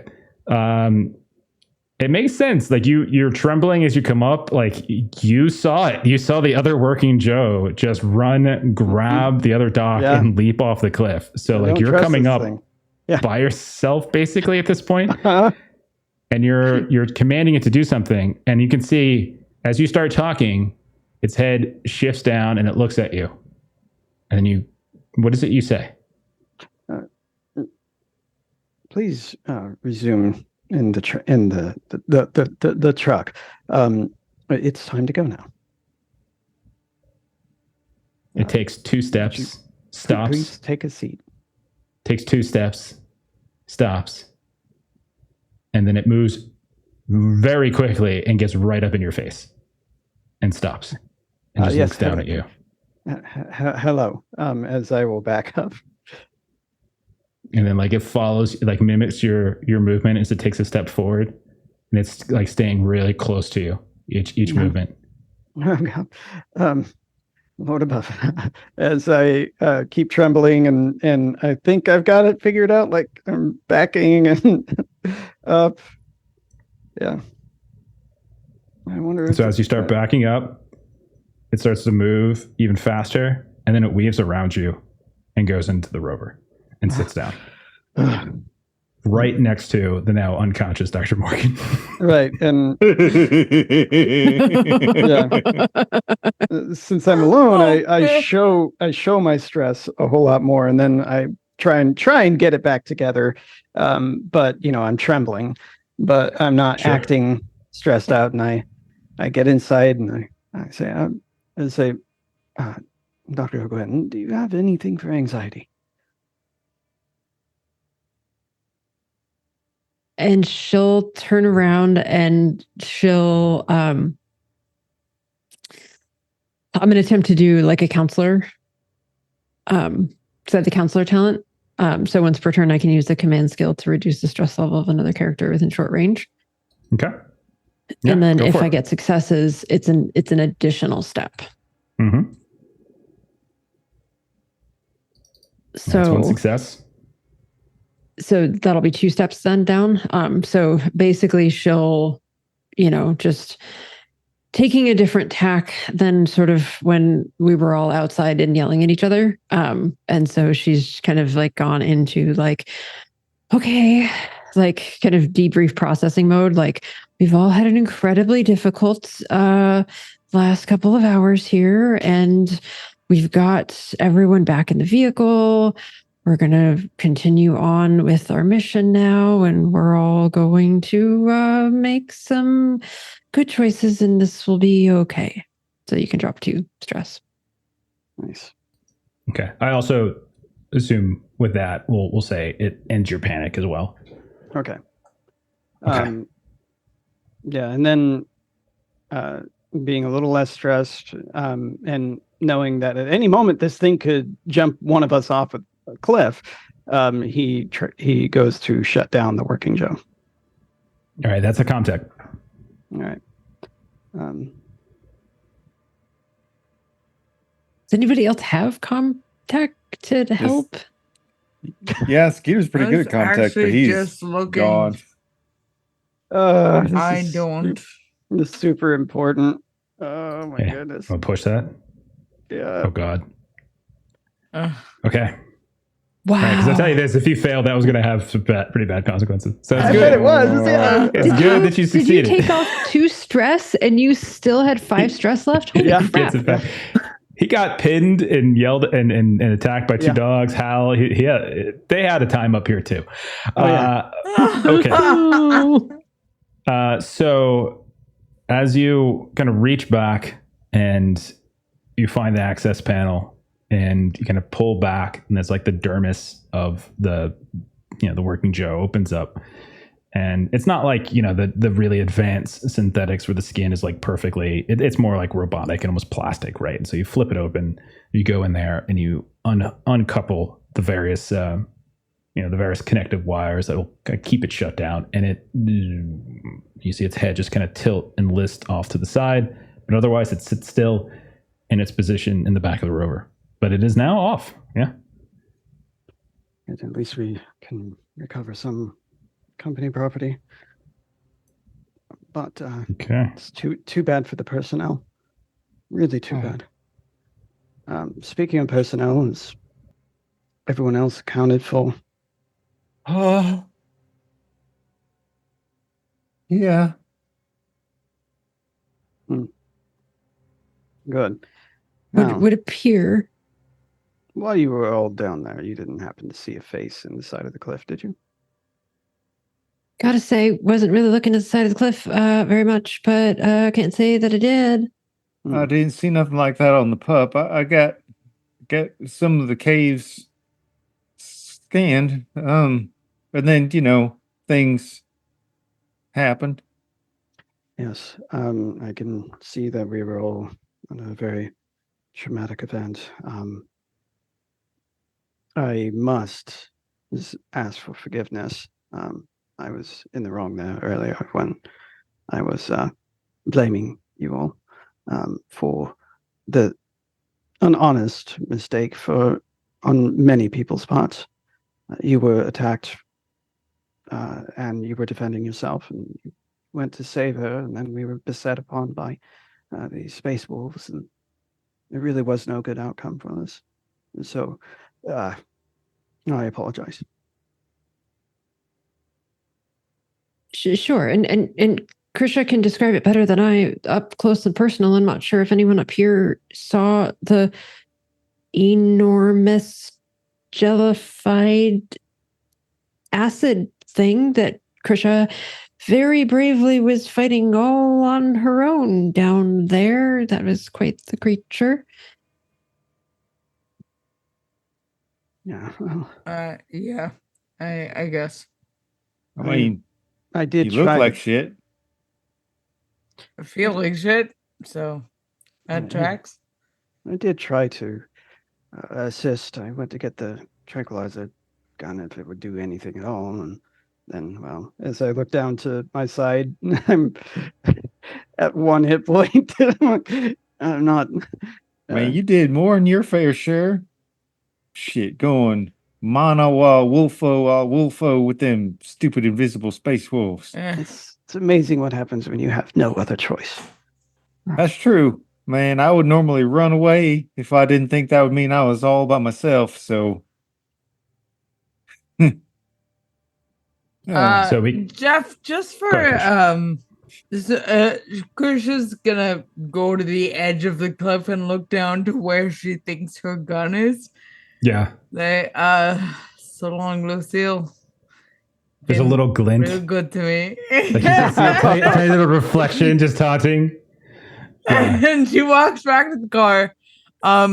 Is the unconscious doctor like laid out in the back or in the cab, or like where is she? I think she's sitting in the back. So the way I'm picturing the rover is like there's like side benches basically, and so she's sitting on one of the side, like along the wall of the rover, and she unconscious and the now shut down working Joe are probably like tipped into each other and strapped in.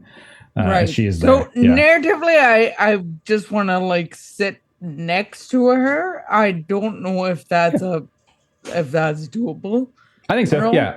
I'm Okay. like I said, I'm picturing it just like a bench, like a big long bench seat on either side of the rover. So there's you can sit on the opposite side from where the working Joe is Sweet. sitting. So I'd like to sit next to her because I kind of like I want to speak to her as soon as she comes across us. So the other thing I'll say is it's probably been about a turn, so all of you who lost health can probably get one back, because none of you were broken in the fight. So at this point, like, you get one health back per turn, and so a turn is about 5, 10, 15 minutes, something like that. And so we'll say that's about as much Nice. time has passed. Awesome, thank you. Do we have audience points for stress reduction? Yeah, so that is the thing. I don't know if Melissa's keeping track or not, but that is how we use them. I would like to use one. Go. Because we can only for it. use one per scene, right? Yeah, I'd Yeah. like to use one Okay. as well. Then in that case, Yeah, that's fine. thank you.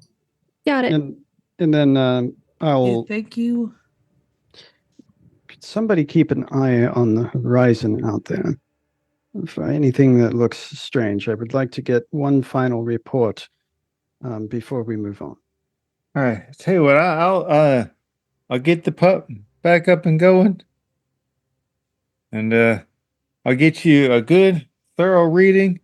Mm-hmm. Yeah, I got this. Oh, good.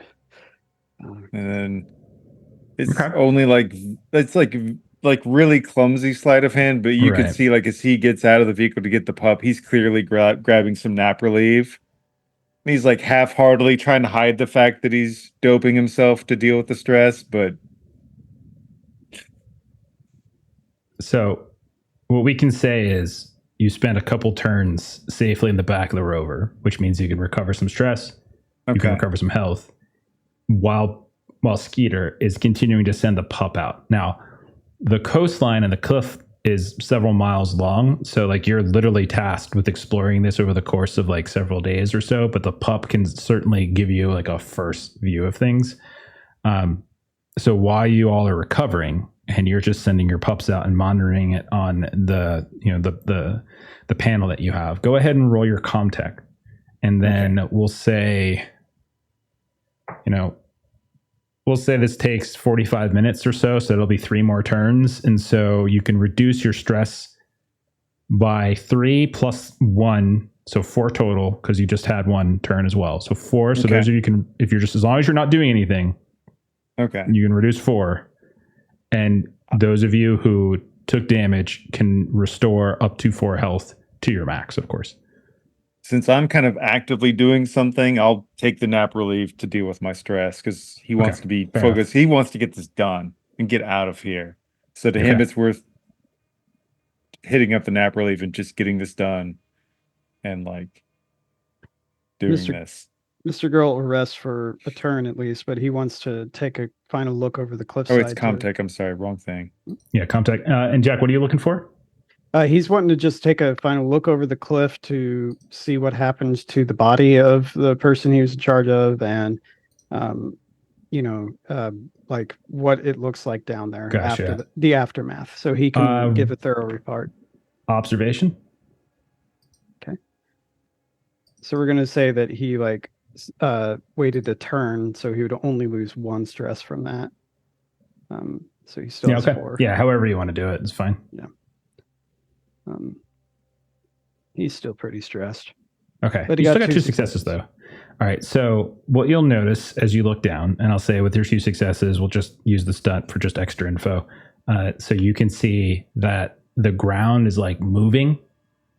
And so as you look down there, you realize the entire this sort of square of maybe like 30 feet by 30 feet or so between the water and the cliff base is just like is actively moving, and you realize it's all these tiny little crabs and things, and they're just devouring and eating, and they're over top of both the working Joe that fell over and Dr. Valdez's body and the thing that Krish fought off, and various other portions here and there where there's like little splatters of blood, this and that, and they just seem to be like completely overwhelming the area. And that's what you'll see as you look down.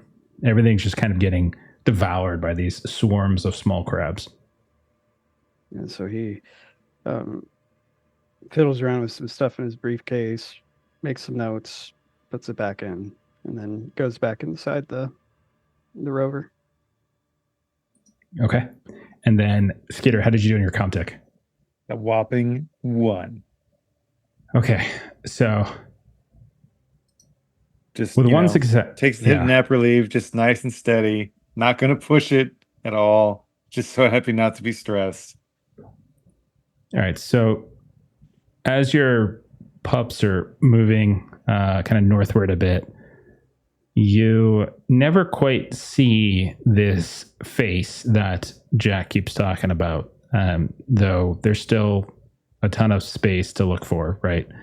But something does catch your attention when you start looking at what they return with and what they start stitching up the shoreline with. A couple miles of the coast, you notice a structure kind of on this kind of raised cliffside. So it's not like the cliff you're on, but actually the raised like shore. So like there's like a ridge down by the shore itself, and it's raised up off the water. You see as it starts to stitch it together, like it doesn't look natural to you. Like it definitely looks like it's been constructed in some way, and you recognize some of like the kind of the prefab siding and things like that that exist back at the colony site. So you see that about maybe 2 miles north. Hey, Mr. Grote, you remember that messed up spot where it looked like almost like them working Joes that made a bridge in a spot there shouldn't have been a bridge up ways back? Yes, I do recall. There's some sort of structure down the shore a bit. I didn't find the face, I'm sorry, but there's a structure that's been built, and it's not too dissimilar from the way they made those. Interesting. It's a fascinating discovery. And these working Joes, were they by themselves? Like, are they innovating? I don't know, but the thing is, it's weird, but it's consistent weird. Because remember, what was it, like 3 of them down by the water that first time we met? Yes. I mean, it's a consistent thing. And then Scooter even talked about there's more of them doing that weird nonsense, like trying to open shutters and look outside. Like I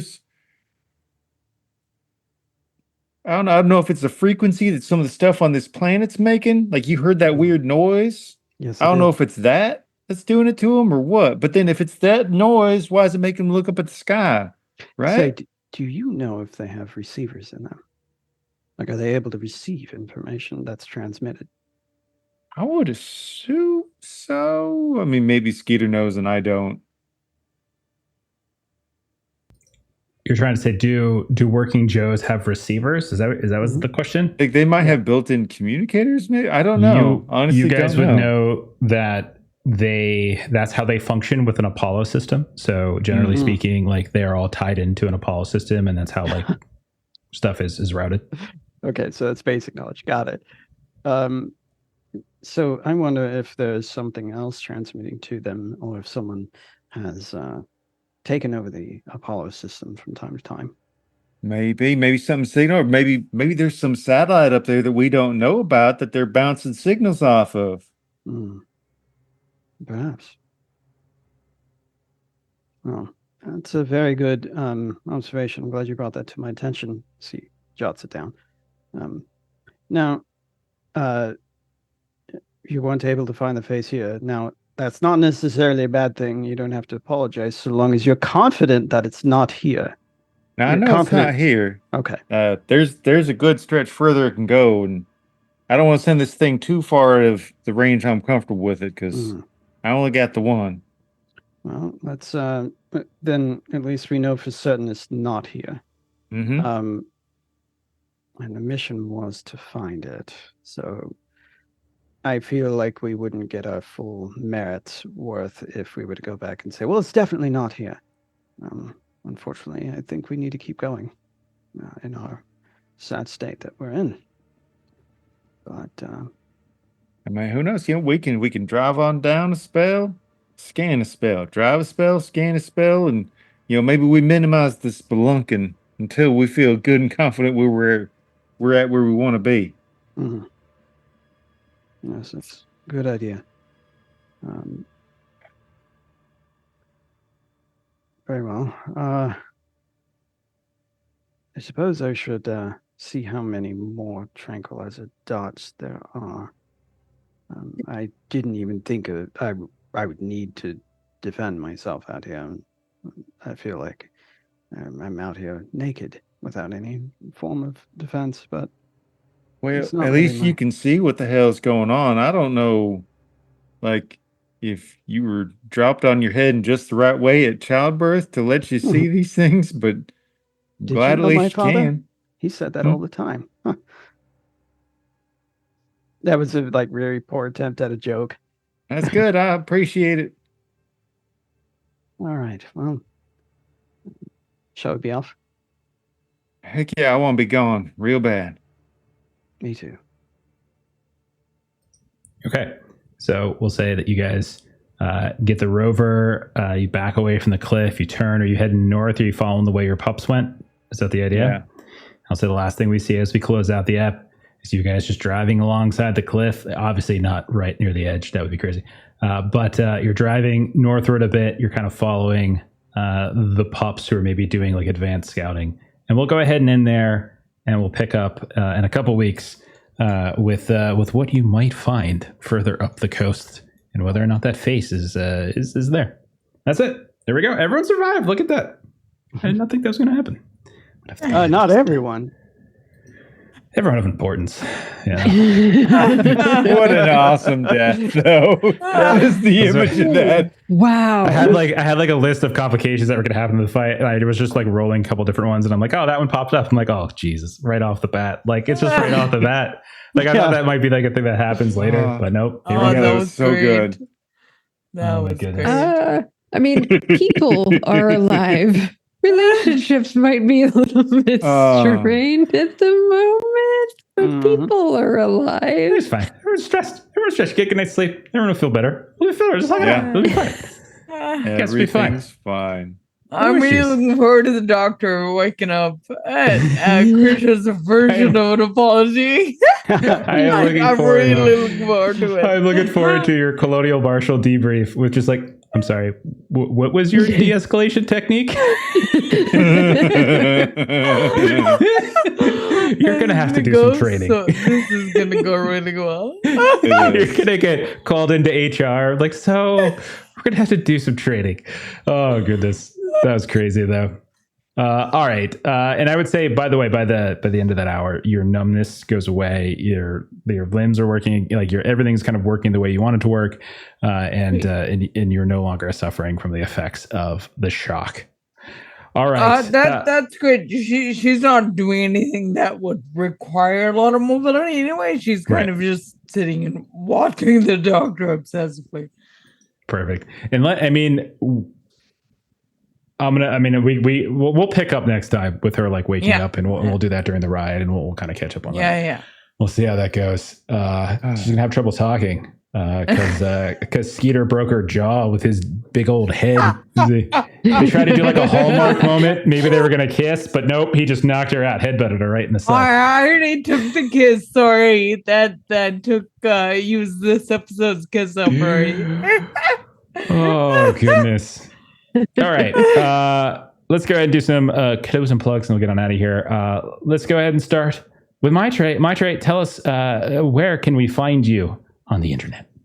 I plays games on YouTube, where I make system agnostic or multi-system tabletop content about the GM play experience. So you should check that out if you want to check it out.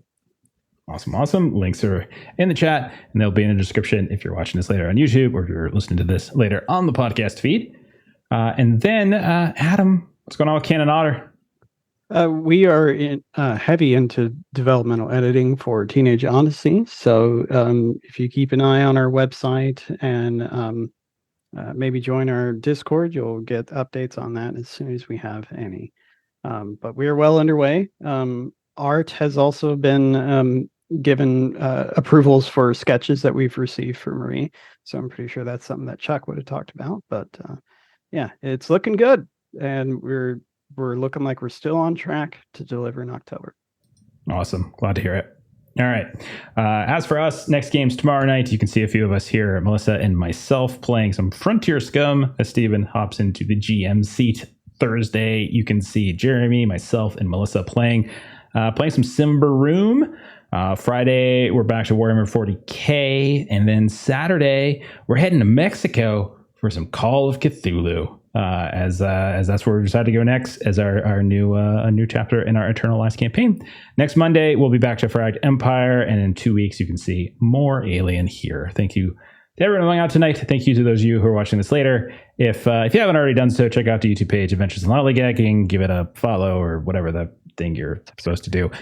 I think that's right. Oh, the Discord. Yes, there's a Discord. And join the Discord. Come talk and put memes that I don't understand because I'm out of touch. Let's go ahead and raid Blue Cottage D&D. Follow the raid. Have a great rest of your night. And we'll see you next time. Bye-bye.